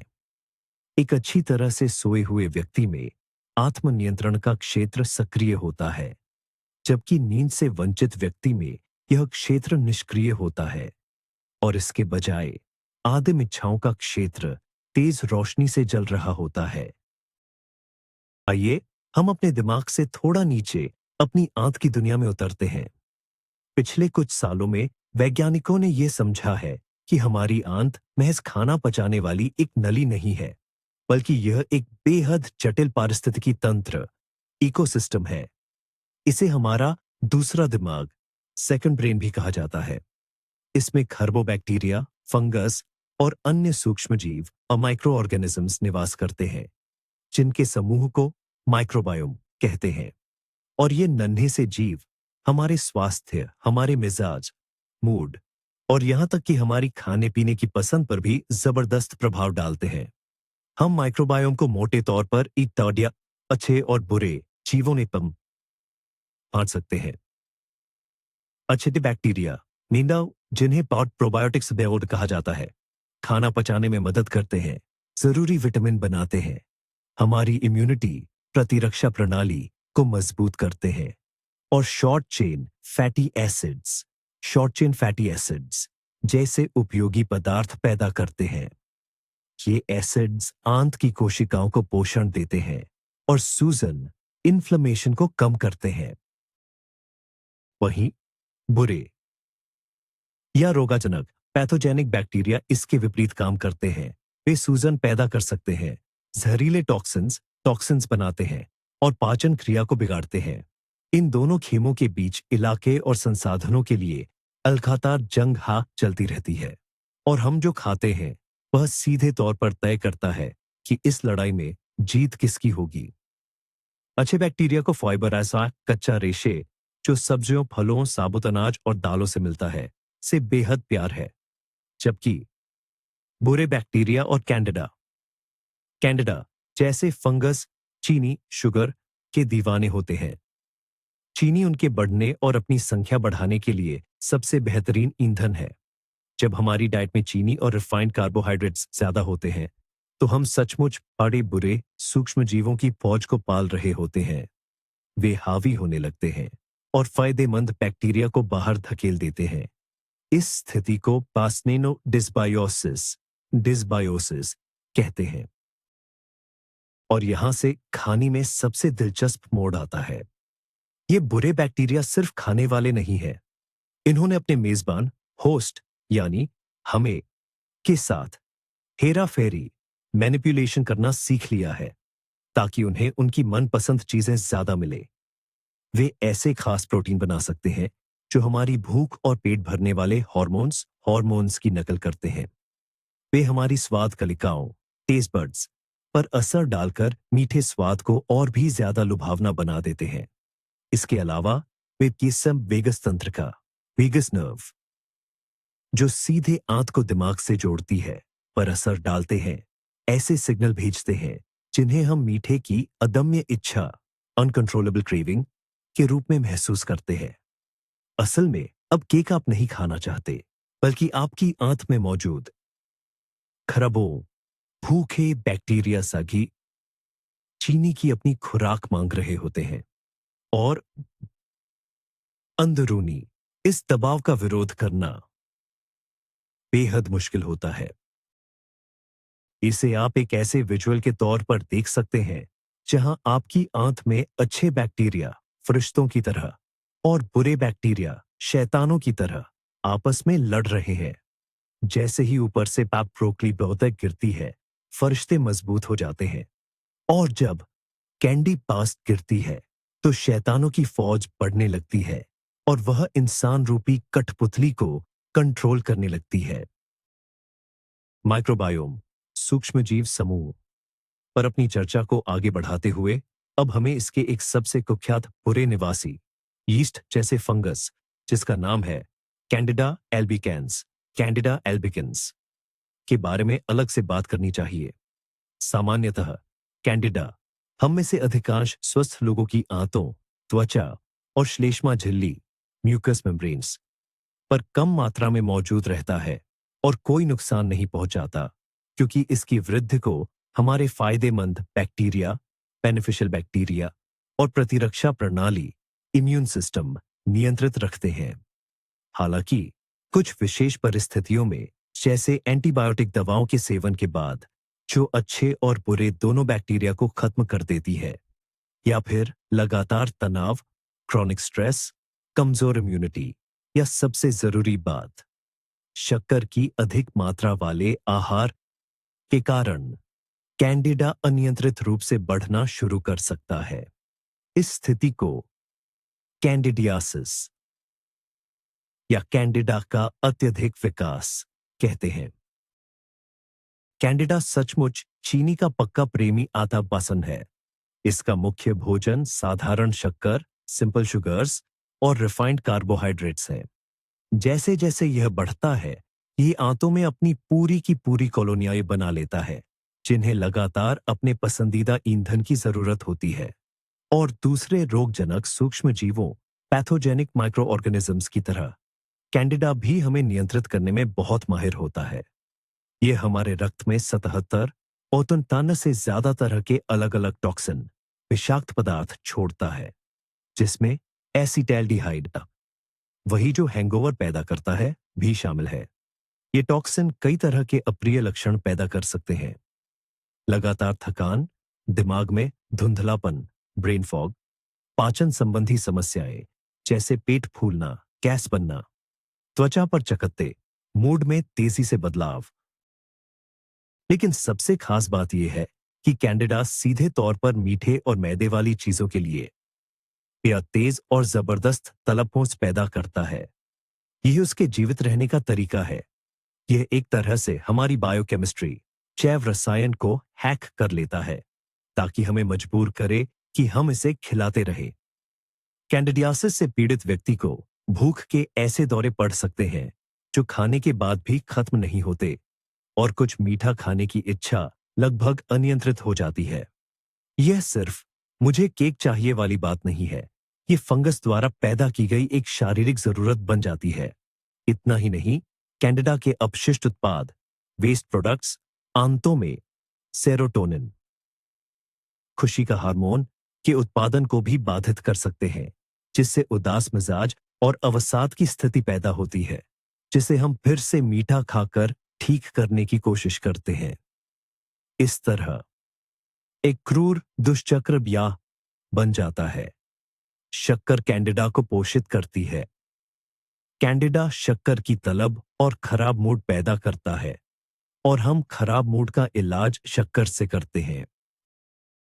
इस दुष्चक्र को केवल तभी तोड़ा जा सकता है जब कैंडिडा को उसका भोजन न दिया जाए, यानी अपने आहार से शक्कर और साधारण कार्बोहाइड्रेट्स को पूरी तरह से हटा दिया जाए और साथ ही आंतों में फायदेमंद बैक्टीरिया को बढ़ाया जाए। कल्पना कीजिए, कैंडिडा की एक छोटी सी कोशिका शक्कर का एक टुकड़ा खाती है और तेजी से विभाजित होना शुरू कर देती है, जो देखते ही देखते एक विशाल डरावनी कॉलोनी में बदल जाती है, जिसने अपनी जड़ों या तंतुओं से आपकी आंतों को जकड़ लिया है। कफाई महिलाओं में मथे का तलब हरा समाया नहीं रहा था, बल्कि यह चक्रिया, साइक्लिकल, बहुत ही घातक है, जो महीने के कुछ खास दिनों में बहुत बढ़ जाती है। इसी का नाम है प्रीमेंस्ट्रुअल सिंड्रोम या पीएमएस।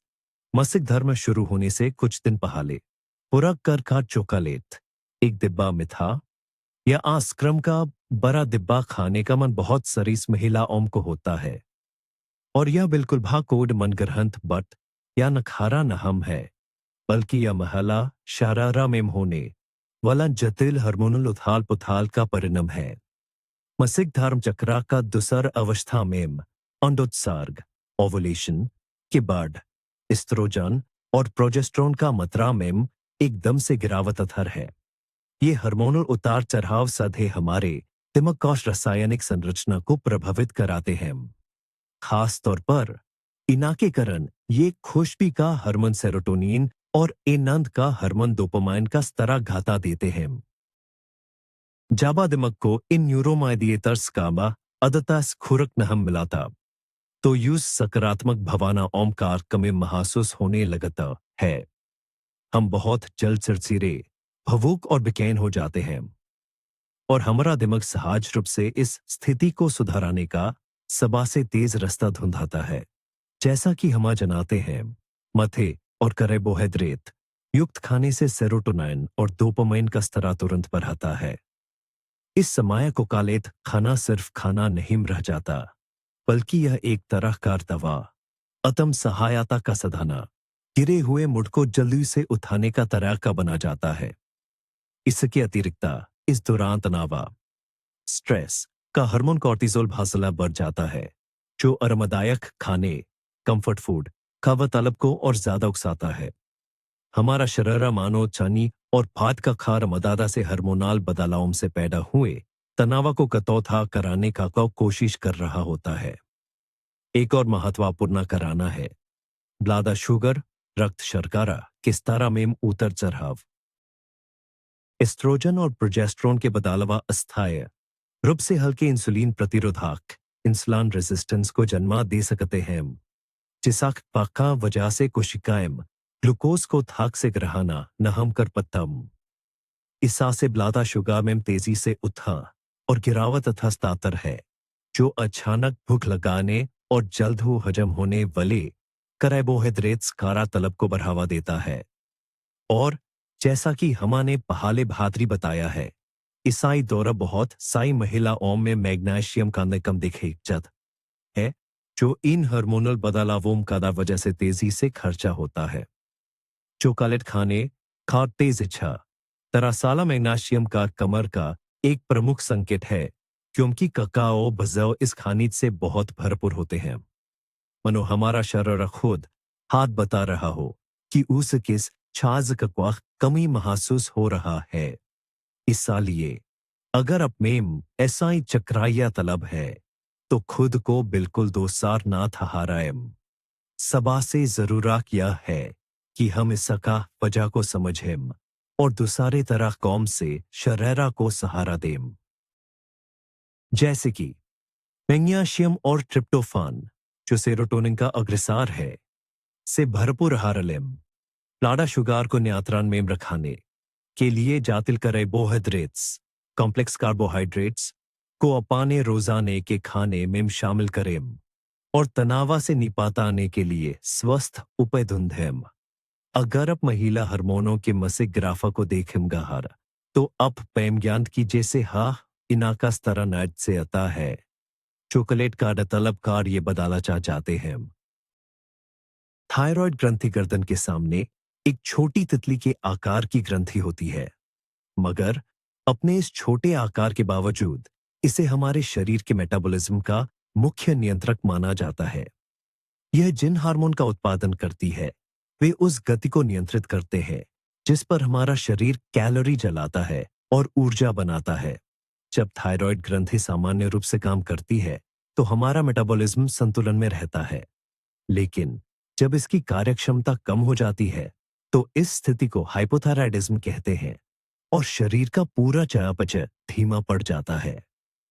कल्पना कीजिए जैसे किसी ने आपके शरीर के आंतरिक इंजन की स्पीड कम करने वाले नॉब को बिल्कुल धीमा कर दिया हो।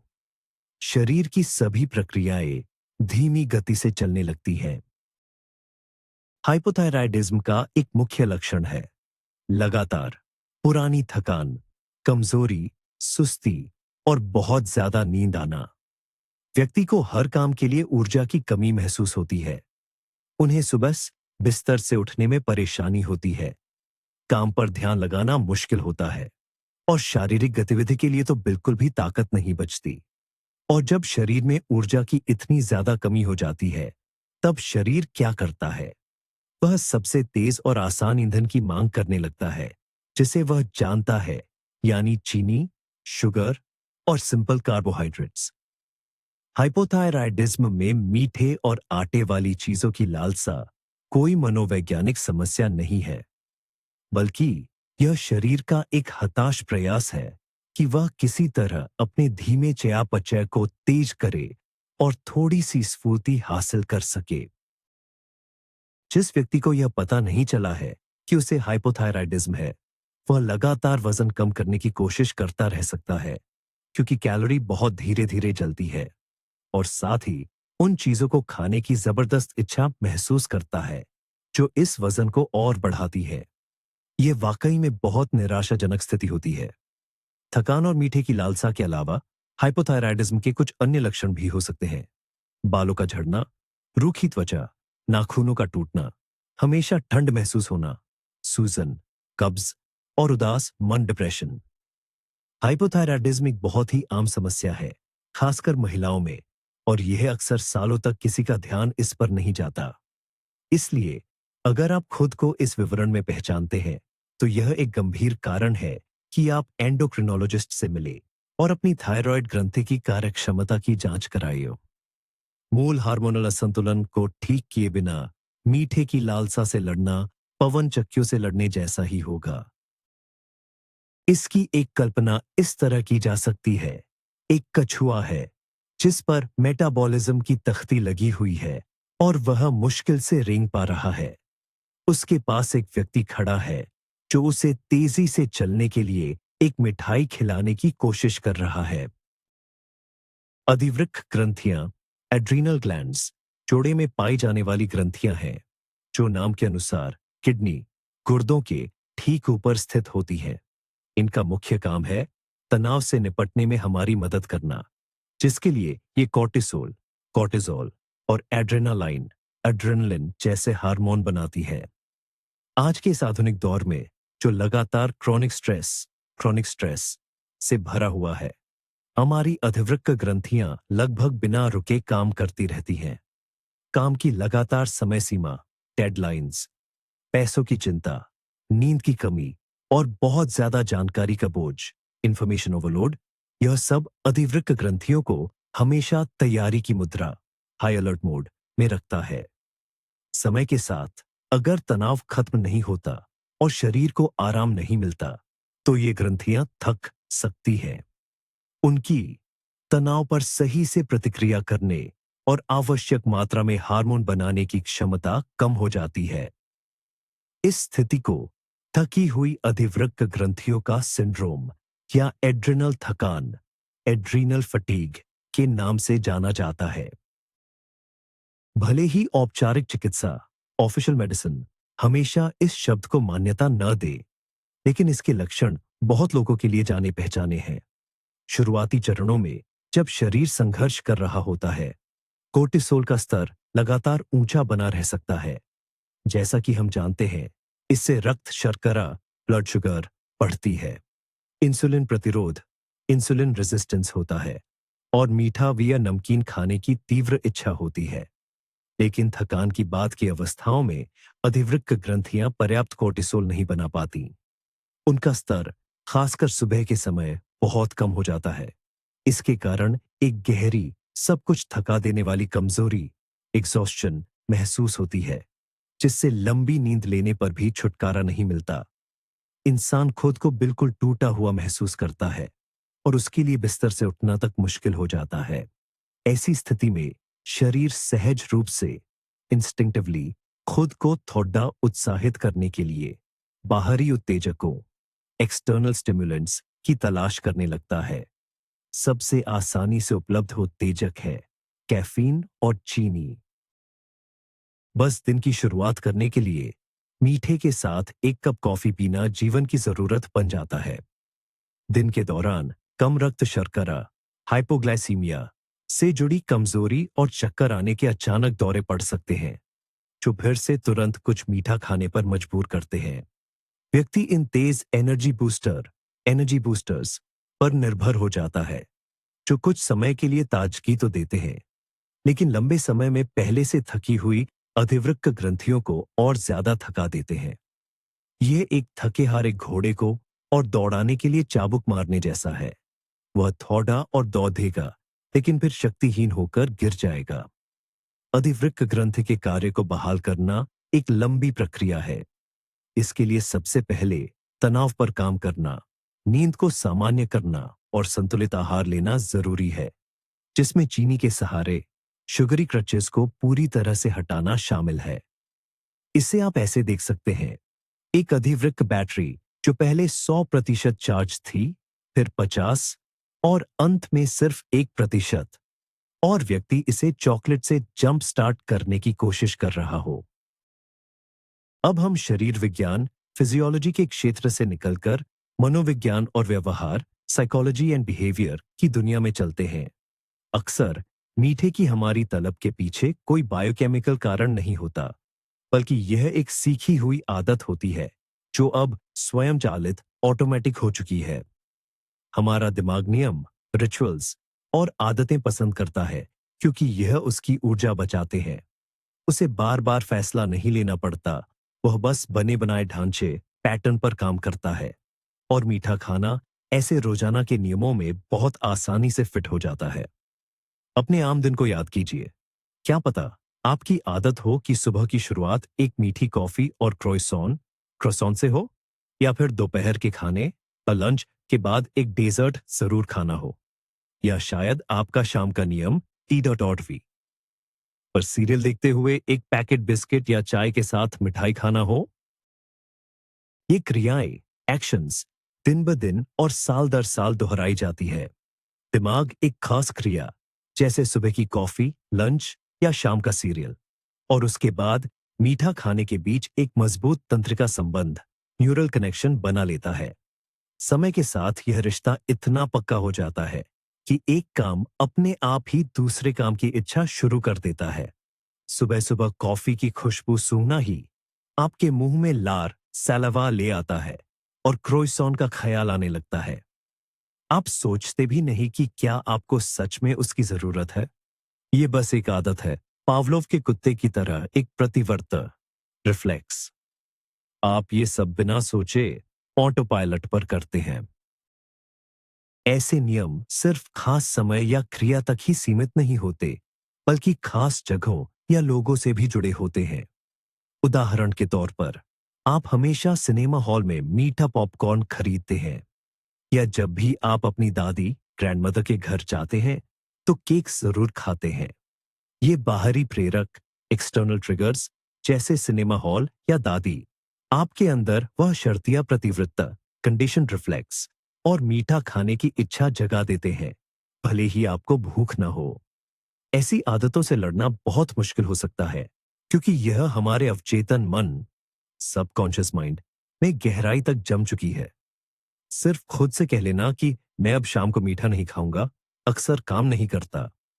इसके लिए एक जागरूक दृष्टिकोण, कॉन्शियस अप्रोच की जरूरत है। सबसे पहले आपको अपने नियमों को पहचानना और उन्हें ट्रैक करना होगा। यह इच्छा किस पल आती है, उससे पहले क्या होता है, और फिर पुरानी आदत को एक नई ज्यादा स्वस्थ आदत से बदलने की कोशिश करनी होगी। उदाहरण के तौर पर, शाम की चाय के साथ बिस्किट की जगह कुछ बेरीज या मुट्ठी भर मेवे नट्स ले, या दोपहर के खाने के बाद डेसर्ट की बजाय थोड़ी देर टहल कर आइए। शुरू में इसके लिए मेहनत और आत्मनियंत्रण सेल्फ कंट्रोल की जरूरत होगी, लेकिन धीरे धीरे दिमाग एक नया तंत्र का संबंध बना लेगा और यह स्वस्थ आदत भी ऑटोमेटिक हो जाएगी। इसे हम इस तरह एक चार्ट स्कीम में दिखा सकते हैं।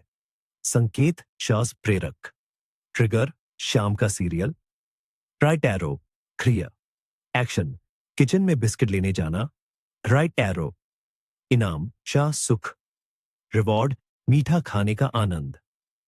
और उसके बगल में नई स्कीम में क्रिया बदलकर यह हो जाएगी, हर्बल चाय बनाना, मेकिंग हर्बल टी। मीठी स्वीट चीजों की तलब, क्रेविंग का एक सबसे बड़ा मनोवैज्ञानिक साइकोलॉजिकल कारण है भावनात्मक भोजन, इमोशनल ईटिंग। यह वह स्थिति है जब हम भोजन, खासकर मीठा, अपनी शारीरिक भूख फिजिकल हंगर मिटाने के लिए नहीं, बल्कि अपनी भावनाओं इमोशंस से निपटने कोप के लिए करते हैं। मीठा हमारा सुखदाता, कंफर्टर, दोस्त, इनाम और अप्रिय अनप्लेजेंट अनुभवों से ध्यान हटाने का तरीका बन जाता है। आइए देखते हैं कि यह अलग अलग भावनाओं के साथ कैसे काम करता है। उदासी, अकेलापन और नाराजगी, रिजेंटमेंट। जब हम दुखी होते हैं तो सांत्वना सॉलिस खोजते हैं। मीठा, चिकना, फैटी और कंफर्ट फूड जैव रासायनिक बायोकेमिकल स्तर पर सेरोटोनिन और एंडोर्फिन जैसे हार्मोन्स को पैदा करने के लिए प्रेरित करता है, जिससे कुछ पल का आराम और खुशहाली मिलती है। यह हमारी आत्मा के लिए एक गर्म कंबल, वार्म ब्लैंकेट जैसा है। ब्रेकअप के बाद आइसक्रीम खाना इसका एक शास्त्रीय क्लासिक उदाहरण है। चिंता और तनाव, एंग्जाइटी एंड स्ट्रेस। जैसा कि हम जानते हैं, तनाव कॉर्टिसोल का स्तर बढ़ाता है और हमें ज्यादा कैलोरी वाले भोजन की इच्छा दिलाता है। चबाने, च्यूइंग की क्रिया अपने आप में शांतिकारी, काल्मिंग और ध्यान लगाने वाला असर डाल सकती है, और मीठा स्वाद हमें चिंताजनक विचारों से भटकाकर सुखद अनुभवों पर ध्यान केंद्रित करता है। खुशी और उत्सव, सेलिब्रेशन। बचपन से ही मीठा हमारे लिए त्योहार और उत्सव से जुड़ा हुआ है। जन्मदिन का केक, न्यू ईयर की मिठाइयां। हम अपनी खुशियों को मनाने और खुद को इनाम देने के लिए डिजर्ट्स का उपयोग करते हैं। परीक्षा पास की, पेस्ट्री खा ली, प्रमोशन मिला, केक ऑन ऑर्डर कर दिया। मीठा इनाम और सफलता का पर्यायवाची सिनोनिम बन जाता है। बोरियत, बोर्डम। जब हमारे पास करने के लिए कुछ नहीं होता, तो भोजन एक आसान और सुलभ एक्सेसिबल मनोरंजन एंटरटेनमेंट बन जाता है। फ्रिज तक जाना नीरसता, मोनोटनी को तोड़ने का, कुछ नया अनुभव पाने का और हाथ मुंह व्यस्त रखने का तरीका है। एक मीठा स्नैक डोपामाइन डोपामिन का एक हल्का उछाल सर्ज देता है और बोरियत के पलों को रंगीन बनाने में मदद करता है। इमोशनल हंगर को फिजिकल हंगर से कैसे पहचानें? शारीरिक भूख धीरे धीरे बढ़ती है, वह इंतजार कर सकती है और खाने के बाद आपको संतुष्टि सेटिस्फैक्शन मिलती है। भावनात्मक भूख अचानक आती है, इसे तुरंत संतुष्टि चाहिए और आपको कोई खास चीज चाहिए होती है, जैसे सिर्फ चॉकलेट चाहिए, सूप नहीं। और सबसे जरूरी बात, जब आप किसी भावना को खाकर दबा देते हैं तो अक्सर अपराध बोध, गिल्ट और शर्म का एहसास होता है, जो मूल समस्या को और भी बिगाड़ देता है। समाधान की इमोशनल ईटिंग से निपटने की कुंजी की है जागरूकता, माइंडफुलनेस को विकसित करना। हमें अपनी असली भावनाओं को पहचानना और उनके लिए उचित और भोजन से असंबंधित और अनरिलेटेड तरीके ढूंढने चाहिए। अगर आप दुखी हैं तो किसी दोस्त को फोन करें, कोई अच्छी फिल्म देखे। अगर तनाव में है तो नहाए, टेक अ बाथ, सैर, वॉक पर जाए। अगर बोर हो रहे हैं तो कोई नया शौक, हॉबी ढूंढ ले। भोजन भावनात्मक समस्याओं को सुलझाता नहीं, यह तो सिर्फ कुछ देर के लिए उन्हें छिपा देता है। हमारी खाने की बहुत सी आदतें और भोजन के साथ हमारा रिश्ता बचपन में ही तय हो जाता है। और जो सोच या पैटर्न हमें माता पिता, दादा दादी या नाना नानी से मिलते हैं, वे अनजाने में ही हमारी पूरी जिंदगी के व्यवहार को नियंत्रित करते रहते हैं। इनमें से सबसे आम और हानिकारक पैटर्नों में से एक है मीठे का इस्तेमाल परवरिश के एक साधन के रूप में करना। जैसे अच्छे व्यवहार के लिए इनाम देना या असफल होने पर दिलासा देना। जरा इन वाक्यों को याद कीजिए। अगर अच्छे बच्चे बनोगे तो टॉफी मिलेगी। पहले यह सूप खत्म करो, तब तुम्हें मिठाई दूंगा। रो मत, लो ये चॉकलेट खाओ, सब ठीक हो जाएगा। ऐसे में बच्चे के दिमाग में क्या होता है? वह कुछ बहुत मजबूत पैटर्न सीख लेता है। पहला, एक संबंध बनता है। अच्छा व्यवहार, एक हबन मीठा। मिठाई मुख्य इनाम बन जाती है, सफलता का पैमाना बन जाती है। बच्चा कुछ सही या दिलचस्प होने के लिए नहीं, बल्कि उस टॉफी या चॉकलेट को पाने के लिए काम करना सीखता है। यह पैटर्न वयस्क जीवन में भी चला जाता है। हम किसी भी उपलब्धि के लिए खुद को मीठे से पुरस्कृत करने लगते हैं। मैंने पूरे हफ्ते इतनी मेहनत की है, मैं इस केक का हकदार हूं। दूसरा, भोजन बुरा पर जरूरी, जैसे सूप, सब्जियां और अच्छा पसंदीदा जैसे डेजर्ट में बढ़ जाता है। डेजर्ट ही खाने का मुख्य लक्ष्य, मुख्य आकर्षण बन जाता है। पौष्टिक खाना आनंद के रास्ते में एक बेकार की रुकावट लगने लगता है। यह स्वस्थ खान पान के रिश्ते को पूरी तरह बिगाड़ देता है और मिठाई केंद्रित सोच, डिजर्ट माइंडसेट बनाता है। तीसरा और शायद सबसे खतरनाक, बच्चा अपनी नकारात्मक भावनाओं को खाकर दबाना सीख लेता है। वह दुखी है, गिर गया है, किसी ने उसे ठेस पहुंचाई है और इन भावनाओं को महसूस करने, उनके बारे में बात करने या समर्थन पाने के बजाय उसे चीनी, शुगर मिल जाती है। मीठा भावनात्मक घावों के लिए एक सार्वभौमिक दर्द निवारक बन जाता है। वह मुश्किलों से निपटना नहीं सीखता, बल्कि उन्हें खाने की मदद से नजरअंदाज करना सीखता है। वयस्कता में यही पैटर्न भावनात्मक रूप से खाने, इमोशनल ईटिंग की ओर ले जाता है, जिसके बारे में हमने बात की थी। कोई भी तनाव, कोई भी असफलता और हाथ अपने आप बचपन के उस दिलासा देने वाले मीठे की ओर बढ़ जाता है। इन गहरी जड़ जमा चुकी आदतों से छुटकारा पाना बहुत मुश्किल है, क्योंकि वे हमें अपने व्यक्तित्व का हिस्सा लगने लगती हैं। पहला कदम है उन्हें पहचानना। अपने बचपन का विश्लेषण करें। याद करें कि आपके परिवार में मीठे के प्रति क्या रवैया था और यह समझे कि यह बस एक सीखा हुआ प्रोग्राम है, जिसे बदला जा सकता है और बदला जाना चाहिए। खुद की प्रशंसा और इनाम खाने से नहीं, बल्कि अन्य सुखद चीजों से करना शुरू करें। स्पा में जाना, एक किताब खरीदना, दोस्तों से मिलना। इसे ऐसे देखें जैसे एक कार्टून में माँ रोते हुए बच्चे को चॉकलेट देती है। और उसके सिर के ऊपर एक न्यूरल कनेक्शन, तंत्रिका संबंध बन जाता है जिस पर लिखा है उदासी पॉजेस चॉकलेट। हमें बस इस प्रोग्राम को बदलना है। मीठा खाने की लत या इच्छा के पीछे एक और आम मनोवैज्ञानिक कारण है बोरियत या काम टालने की आदत, प्रोक्रेस्टिनेशन। सोचिए कितनी बार ऐसा होता है कि आप दफ्तर में हो या घर पर और सामने कोई ऐसा मुश्किल काम हो जिसे करने का बिल्कुल मन न कर रहा हो और आपके मन में विचार आता है, क्यों ना एक कप चाय और बिस्किट ले आऊं। रसोई तक का यह सफर दरअसल उस नापसंद काम को टालने और फौरन थोड़ा सा सुख या संतुष्टि हासिल करने का एक बहाना होता है। हमारा मस्तिष्क, दिमाग बुनियादी तौर पर आलसी होता है। इसे जोर लगाना और मुश्किल मानसिक कॉग्निटिव कामों पर ऊर्जा खर्च करना बिल्कुल पसंद नहीं है। जब इसके सामने कोई मुश्किल या उबाऊ काम आता है, जैसे कोई रिपोर्ट तैयार करना, परीक्षा के लिए नोट्स याद करना या घर की सफाई, तो यही उस काम से बचने के लिए हर तरीका तलाशने लगता है। और ऐसे में खाना, खासकर मीठा खाना, ध्यान भटकाने का सबसे कारगर तरीका बन जाता है। पहली बात, यह कानूनी और सामाजिक रूप से स्वीकार्य ब्रेक है। हम खुद से कहते हैं, मैं कोई खाली नहीं बैठा बैठी हूं, मैं बस थोड़ा नाश्ता करने गई हूं। दूसरी बात, यह खुशी का एक पक्का जरिया है। मीठी चीज खाने से डोपामाइन का स्राव होता है, जो हमें तुरंत संतुष्टि और इनाम जैसा महसूस कराता है, जो हमें उस उबाऊ काम से नहीं मिल रहा होता।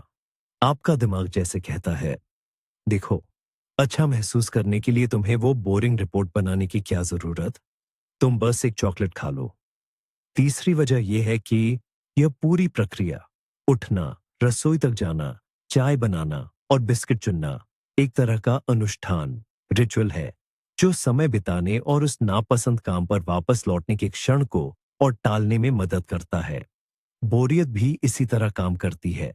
जब हमारे दिमाग को बाहर से जरूरी प्रेरणा या उत्तेजना नहीं मिलती, तो यह खुद ही उसे तलाशने लगता है।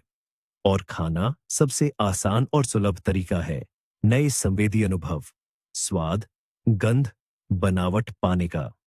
बोरियत में स्नैकिंग करना दरअसल मानसिक उदासी और सुस्ती, एपैथी को भगाने की एक कोशिश होती है।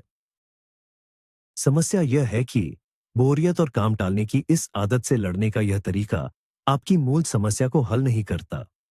रिपोर्ट अधूरी रह जाती है और घर गंदा। लेकिन इसके साथ ही खाई गई चीजों का अपराध बोध, गिल्ट और ज्यादा चीनी से होने वाले सेहत पर नकारात्मक असर भी जुड़ जाता है।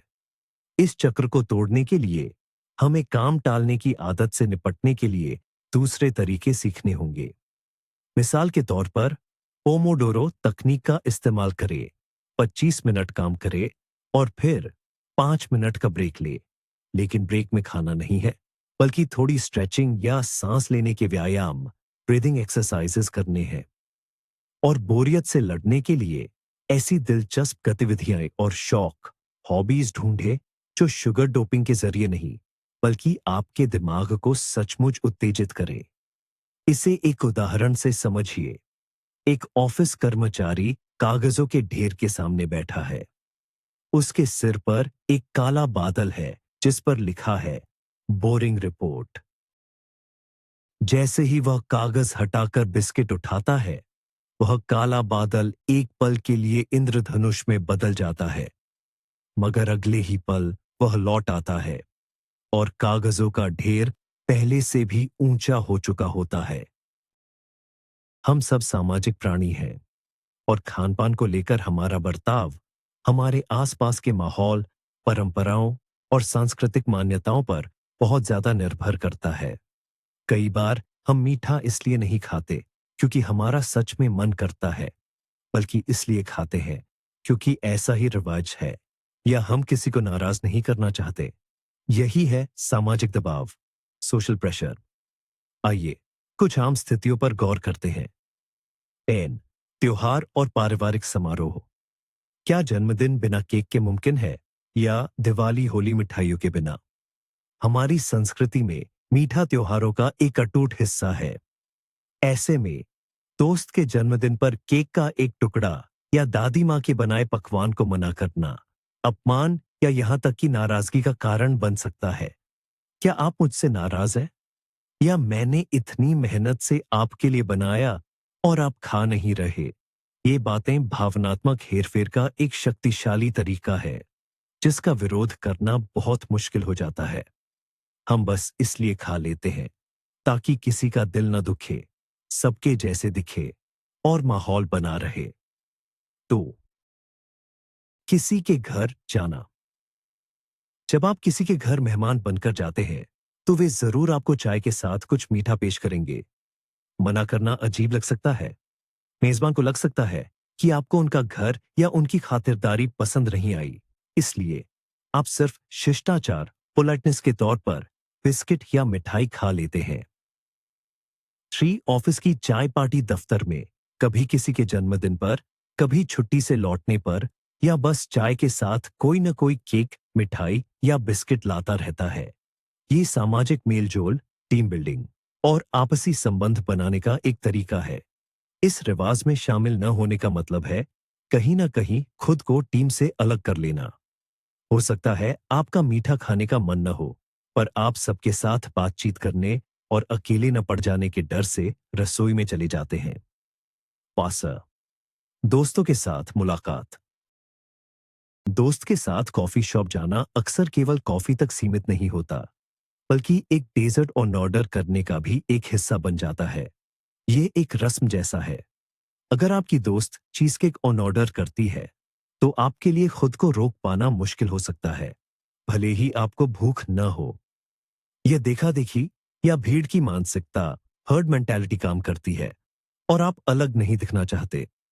इस सामाजिक दबाव का सामना करना बिल्कुल आसान नहीं है। इसके लिए आत्मविश्वास और विनम्रता के साथ अपनी बात पर मजबूती से टिके रहने की कला चाहिए। जरूरी है कि आप नहीं, धन्यवाद कहना सीखें और साथ ही दोषी भी महसूस न करें। आप इस तरह के वाक्यांशों का उपयोग कर सकते हैं। आपका बहुत बहुत शुक्रिया। ये बहुत ही स्वादिष्ट लग रहा है, लेकिन अभी मेरा पेट भरा है, मीठा खाने का मन नहीं है। या मैं खा ही, मैं चाय जरूर लूंगा, लूंगी, लेकिन डेजर्ट को छोड़ दूंगा, दूंगी। समय के साथ आपके आसपास के लोग आपकी पसंद को समझ जाएंगे और आप पर दबाव डालना बंद कर देंगे।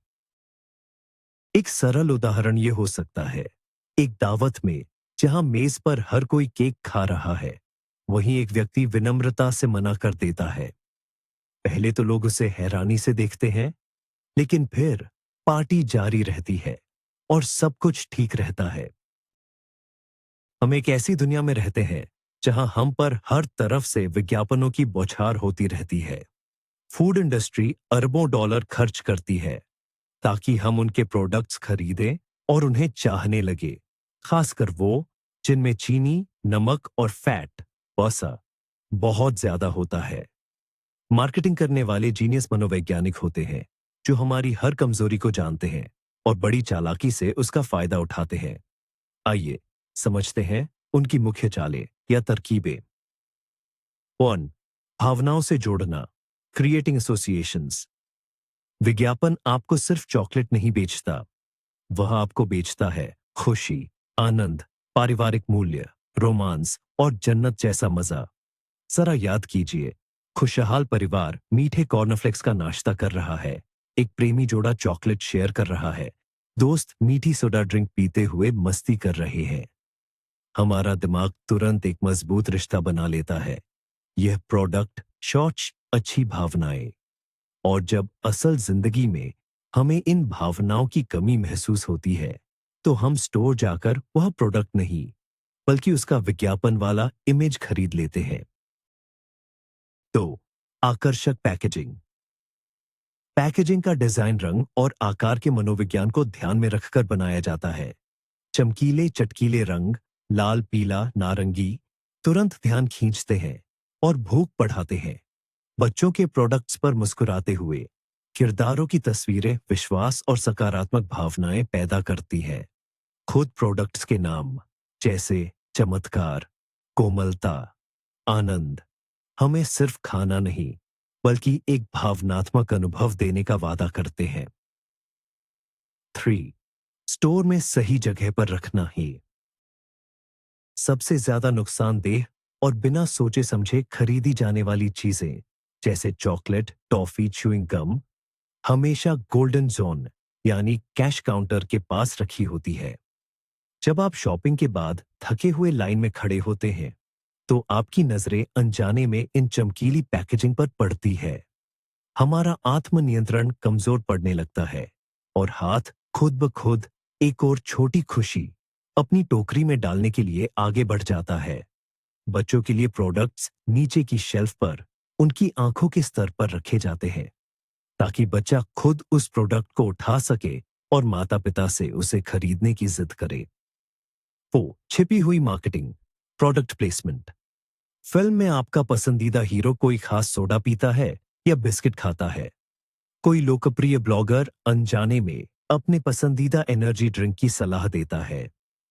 हम इसे सीधा विज्ञापन नहीं मानते, बल्कि किरदार की जिंदगी का हिस्सा या किसी भरोसेमंद इंसान की सलाह समझते हैं। इससे ब्रांड के लिए हमारी वफादारी बढ़ती है और हम उनकी नकल करना चाहते हैं। और फायदा और प्राकृतिकता के नाम पर हेरफेरज मार्केटिंग वाले ऐसी पैकेजिंग पर फिटनेस, अनाज, विटामिन युक्त, प्राकृतिक और फार्म फ्रेश जैसे शब्दों का बहुत इस्तेमाल करते हैं, जबकि असलियत में उन प्रोडक्ट्स में ढेर सारी चीनी होती है। एक फिटनेस बार में सामान्य चॉकलेट से कम चीनी नहीं हो सकती है, और प्राकृतिक फलों का जूस असल में बिना फाइबर वाला सिर्फ मीठा पानी होता है। हम फायदे का भ्रम खरीदते हैं और खुद को धोखा देते हैं। इन चालों को समझना ही इनसे बचने का पहला कदम है।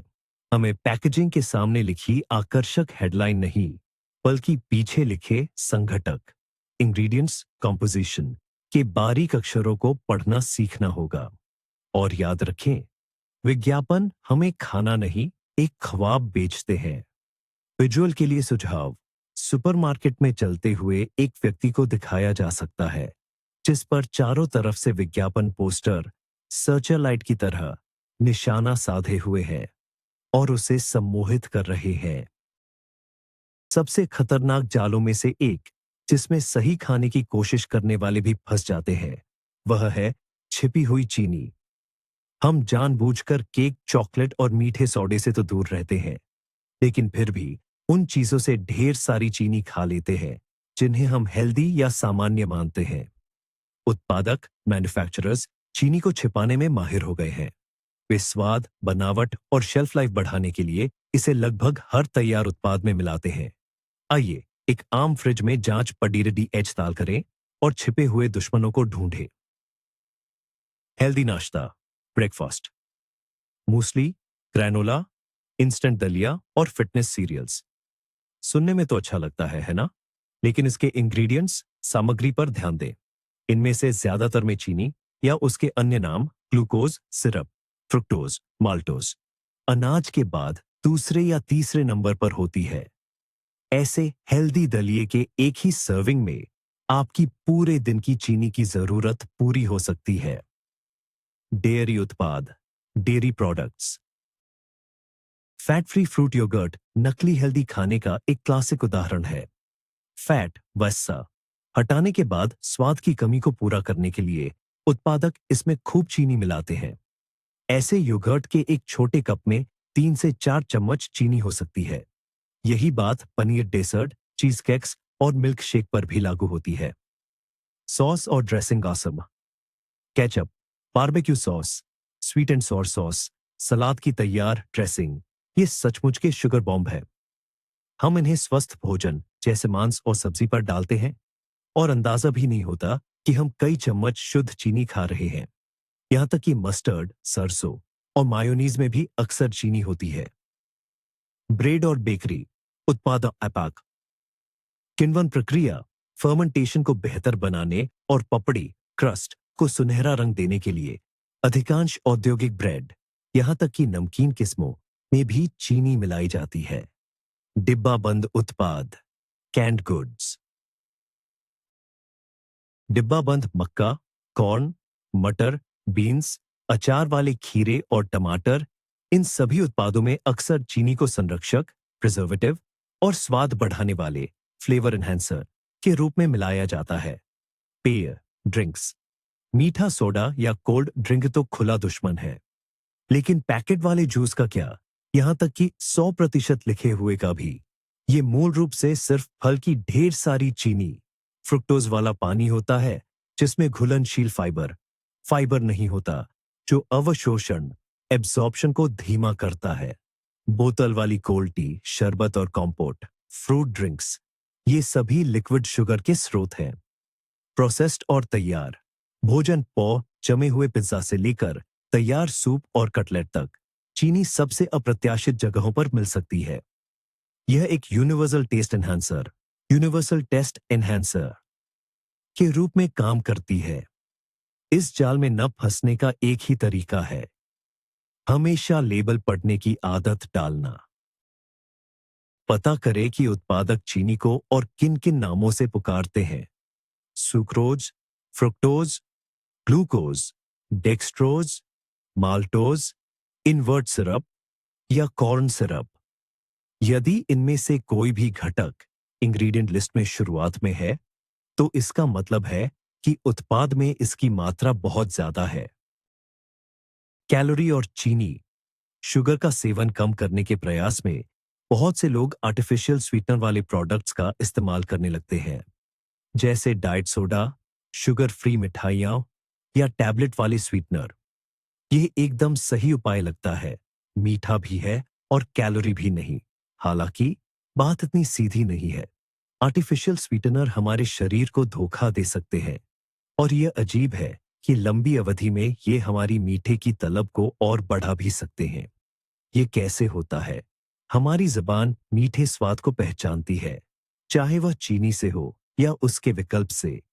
दिमाग को तुरंत सिग्नल मिलता है, ध्यान दे, एनर्जी यानी ग्लूकोज आने वाला है। इस सिग्नल के जवाब में दिमाग तैयारी करने लगता है। यहां तक कि पैंक्रियाज, अग्नाशय भी चीनी के इंतजार में थोड़ा इंसुलिन रिलीज कर सकता है, लेकिन चीनी आती ही नहीं है, एनर्जी नहीं मिलती। दिमाग असमंजस में पड़ जाता है। उसे इनाम का वादा तो मिला, लेकिन इनाम मिला ही नहीं। इस धोखे के कई नकारात्मक नतीजे हो सकते हैं। पहला, मीठा स्वाद, छयास कैलोरी का कनेक्शन टूट जाता है। शरीर अपनी स्वाद ग्रंथियों, टेस्ट रिसेप्टर्स पर भरोसा करना बंद कर देता है। अगली बार जब आप कुछ असली मीठा खाते हैं, जैसे फल, तो दिमाग उसकी कैलोरी को ठीक से नहीं आंक पाता और समय पर पेट भरने, संतृप्ति का सिग्नल नहीं भेजता। इससे आप ज्यादा खा सकते हैं, ओवरराइटिंग। दूसरा, इनाम की अधूरी उम्मीद तलब को और बढ़ा सकती है। जिस दिमाग को धोखा मिला है, वह अब अपनी डोपामाइन रश और एनर्जी के लिए असली, ईमानदार मिठास यानी असली चीनी की मांग करेगा। नतीजतन डाइट कोक पीने के कुछ देर बाद आपको असली मिठाई खाने की जबरदस्त इच्छा हो सकती है। तीसरा, कुछ स्टडीज बताती हैं कि आर्टिफिशियल स्वीटनर पेट के माइक्रोबायोम पर बुरा असर डाल सकते हैं। वे बैक्टीरिया के संतुलन को बिगाड़ सकते हैं और उन प्रकारों को बढ़ावा दे सकते हैं जो मोटापा, ओबेसिटी और मेटाबॉलिक विकारों से जुड़े हैं। और जैसा कि हम जानते हैं, हमारा माइक्रोबायोम हमारी खाने की आदतों पर सीधा असर डालता है। मतलब, मीठे की तलब को धोखा देने की कोशिश में हम अपने पेट में ऐसे बैक्टीरिया पाल सकते हैं जो चीनी की मांग और भी जोर से करेंगे। बेशक स्वीटनर अलग अलग तरह के होते हैं। स्टीविया या एरिथ्रिटोल जैसे कुछ स्वीटनर ज्यादा सुरक्षित माने जाते हैं, लेकिन इनके साथ भी अति न करना जरूरी है। सबसे अच्छी रणनीति यह है कि चीनी की नकल का इस्तेमाल करने के बजाय धीरे धीरे अपनी स्वाद ग्रंथियों को ज्यादा मीठे स्वाद से दूर किया जाए। समय के साथ सामान्य भोजन, फल और सब्जियां आपको बिना किसी मिलावट के भी बहुत मीठी और स्वादिष्ट लगने लगेंगी। इसे ऐसे समझिए, दिमाग जबान पर स्वीटनर का अणु, मॉलिक्यूल देखता है और खुशी से एनर्जी लेने की तैयारी करता है। लेकिन जब एनर्जी नहीं मिलती, तो वह गुस्से में असली केक की मांग करने लगता है। पतले होने की चाहत में कई लोग सख्त, कम कार्बोहाइड्रेट या यहां तक कि कार्बोहाइड्रेट मुक्त आहार लेना शुरू कर देते हैं। वे सिर्फ चीनी और मैदे से बनी चीजें ही नहीं, बल्कि अनाज, कुछ सब्जियां और फल भी अपनी डाइट से पूरी तरह हटा देते हैं। शुरू में हो सकता है कि वजन तेजी से कम हो जाए, लेकिन लंबे समय में इसका नतीजा लगभग हमेशा डाइट का टूटना और उन चीजों के लिए बेकाबू इच्छा या क्राइविंग होता है जिन्हें खाने की सख्त मनाही थी। ऐसा क्यों होता है? ये समझना जरूरी है कि कार्बोहाइड्रेट अलग अलग तरह के होते हैं। एक होते हैं सरल या तेज, सिंपल और फास्ट कार्ब्स, जैसे चीनी, सफेद मैदा और मिठाइयाँ। ये ऊर्जा का एक तेज लेकिन बहुत छोटा उछाल देते हैं और इंसुलिन में अचानक बढ़ोतरी करते हैं। वहीं दूसरे होते हैं जटिल या धीमे, कॉम्प्लेक्स और स्लो कार्ब्स। इनमें आते हैं साबुत अनाज जैसे दलिया, ब्राउन राइस, ओट्स, दालें, फलियां, सब्जियां और होल ग्रेन ब्रेड। इनकी अणु श्रृंखला लंबी होती है, जो शरीर में धीरे धीरे टूटती है और रक्त में ग्लूकोज को धीरे धीरे जारी करती है। जटिल कार्ब्स हमारी ऊर्जा का मुख्य और सबसे साफ स्रोत है। ये हमारे मस्तिष्क, मांसपेशियों और शरीर के सभी अंगों के सामान्य और सही ढंग से काम करने के लिए बहुत जरूरी है। इतना ही नहीं, ये फाइबर का भी प्रमुख स्रोत है, जो हमारी आंतों के स्वास्थ्य को बेहतर बनाता है और हमें लंबे समय तक पेट भरा होने का एहसास देता है। जब हम अपनी डाइट से सभी कार्ब्स, यहां तक कि जटिल कार्ब्स को भी पूरी तरह से हटा देते हैं, तो हम शरीर को उसके मुख्य ईंधन से वंचित कर देते हैं। हाँ, शरीर ऊर्जा के लिए फैट का इस्तेमाल करने की तरफ जा सकता है, जिसे कीटोसिस कहते हैं। लेकिन ज्यादातर लोगों के लिए यह बदलाव बहुत तनावपूर्ण होता है।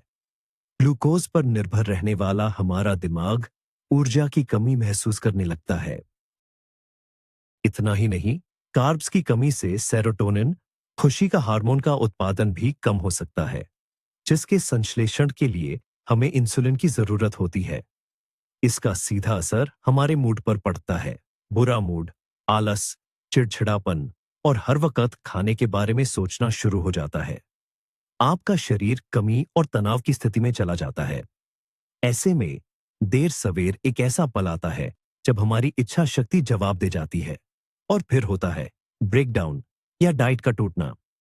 उस वक्त हम ब्रोकली या दलिया नहीं खाते, बल्कि ऊर्जा और स्वाद के सबसे तेज स्रोत केक, पेस्ट्री और चॉकलेट पर टूट पड़ते हैं।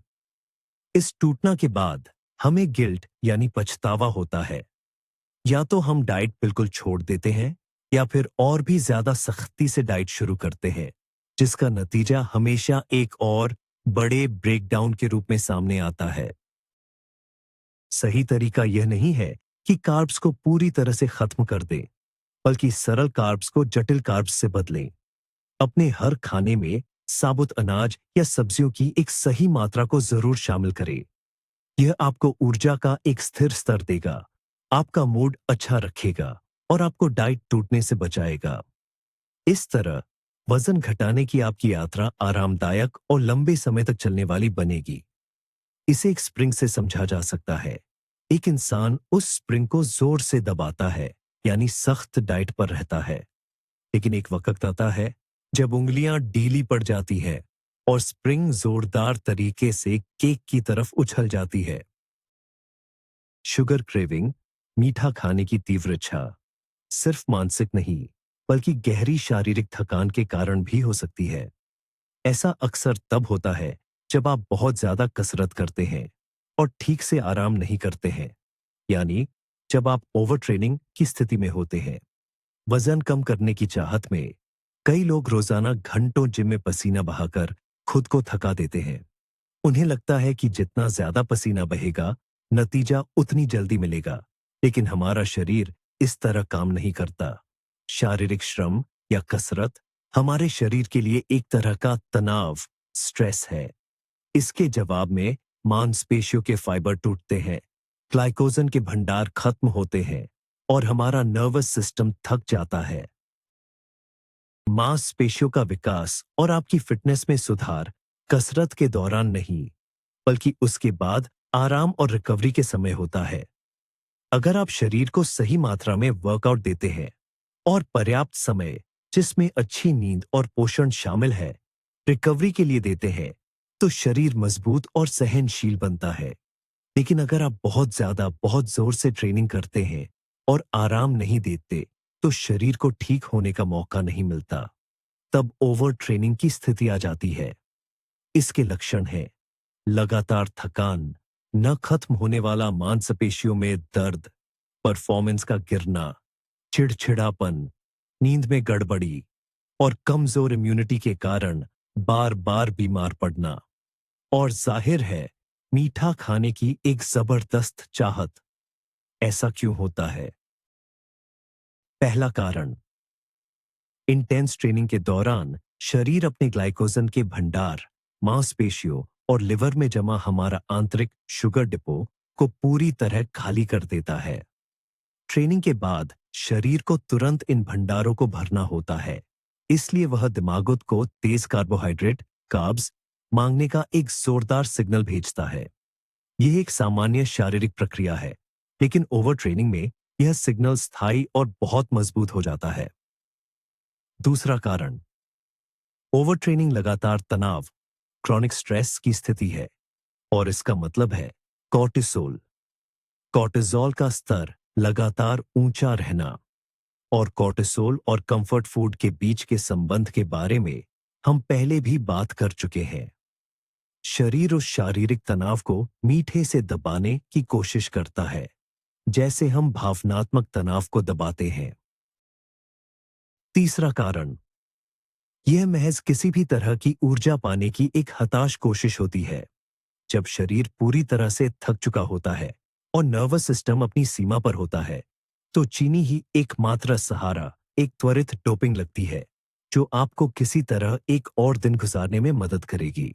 इसलिए अगर आप जोरदार कसरत करते हैं और आपको लगातार मीठा खाने की तलब लगती है, तो शायद आपको अपने ट्रेनिंग प्लान पर दोबारा विचार करना चाहिए। कहीं आप बहुत ज्यादा ट्रेनिंग तो नहीं कर रहे हैं, या फिर आप पर्याप्त सो नहीं रहे और रिकवरी नहीं कर रहे हैं। याद रखें, आराम, रेस्ट ट्रेनिंग प्रक्रिया का उतना ही जरूरी हिस्सा है जितनी कि कसरत करना। विजुअल के लिए, एक एथलीट ट्रेडमिल पर पूरी तरह थक जाने तक दौड़ता है, और जैसे ही वह गिरता है, उसकी आंखों के सामने एक डोनट की बचाव वाली छवि, यानी एक डोनट का ख्याल उभरती है। तो अपनी इस पड़ताल को खत्म करते हुए आइए एक आखिरी सवाल पूछते हैं। क्या मीठे की लत या मीठे की चाहत हमारे जीनों में पहले से ही लिखी होती है? क्या सच में कोई ऐसा स्वीट टूथ जीन होता है जिसके सहारे हम मीठे के प्रति अपने लगाव को सही ठहरा सके? विज्ञान कहता है कि मामला थोड़ा पेचीदा है, पर हाँ, कुछ हद तक आनुवंशिक यानी जेनेटिक झुकाव जरूर मौजूद है। वैज्ञानिकों ने ऐसे कई जीनों की पहचान की है जो इस बात पर असर डालते हैं कि हम मीठे स्वाद को कैसे महसूस करते हैं और हमारा शरीर शुगर, शर्करा को कैसे मेटाबोलाइज, पचाता करता है। उदाहरण के लिए, हमारे स्वाद रिसेप्टर्स के लिए जिम्मेदार जीनों में भिन्नता पाई जाती है। कुछ लोगों में स्वाभाविक रूप से मीठे स्वाद के रिसेप्टर्स ज्यादा होते हैं, या वे ज्यादा संवेदनशील होते हैं। ऐसे लोगों को सामान्य मीठा खाना भी काफी स्वादिष्ट लगता है, जबकि जिन लोगों में रिसेप्टर्स की संवेदनशीलता कम होती है, उन्हें उसी स्तर का आनंद पाने के लिए बहुत ज्यादा चीनी की जरूरत होती है।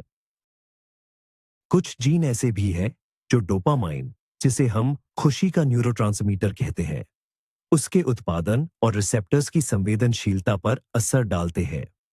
इन जीनों के कुछ खास प्रकार वाले लोगों को मीठे से बहुत तेज डोपामाइन प्रतिक्रिया मिलती है।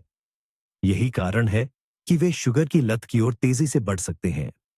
अन्य जीन इस बात को प्रभावित कर सकते हैं कि हमारा शरीर भूख और तृप्ति, भरपेट महसूस करना वाले हार्मोन जैसे ग्रेलिन और लेप्टिन का उत्पादन और उपयोग कैसे करता है, या फिर इंसुलिन के प्रति हमारी संवेदनशीलता कैसी है।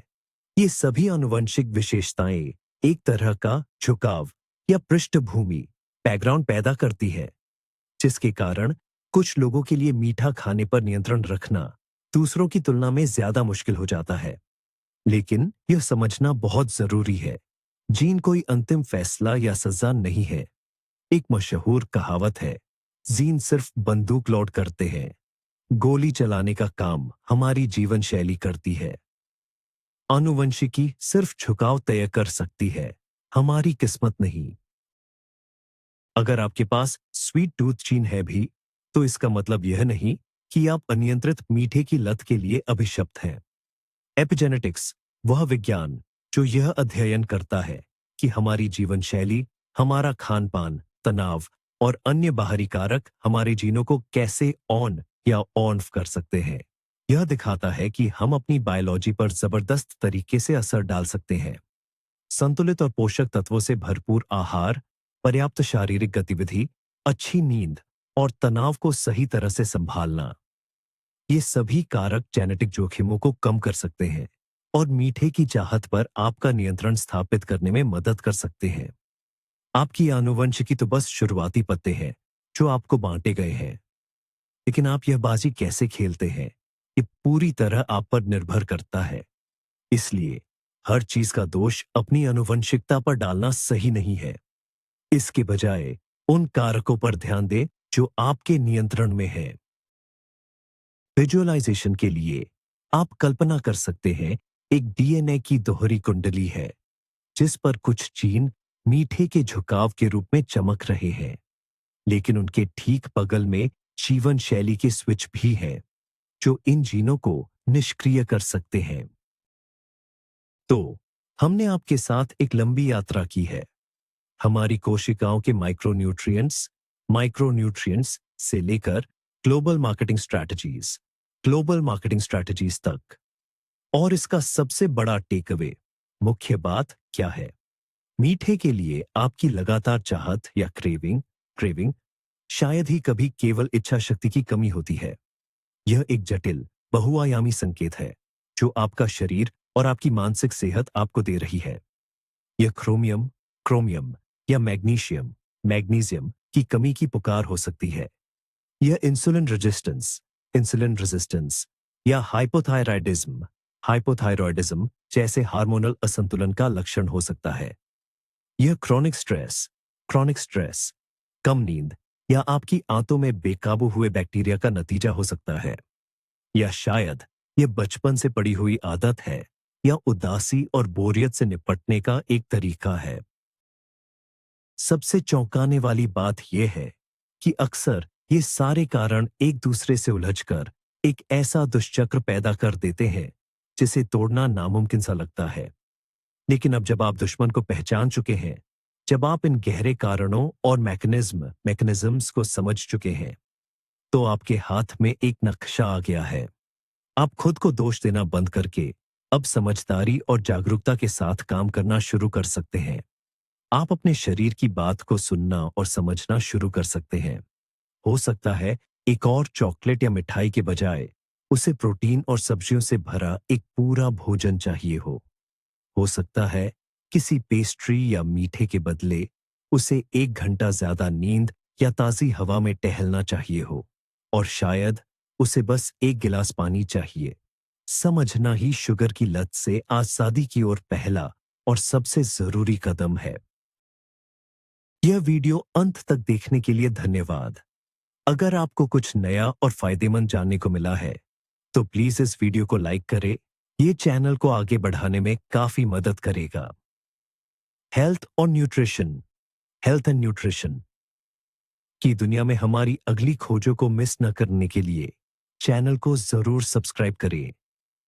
और अब मेरा आपसे एक सवाल है, मीठे की क्रेविंग के जिन 30 कारणों पर हमने बात की, उनमें से कौन सा कारण आपके लिए सबसे ज्यादा चौंकाने वाला था, या जिसने आपको सबसे ज्यादा प्रभावित किया?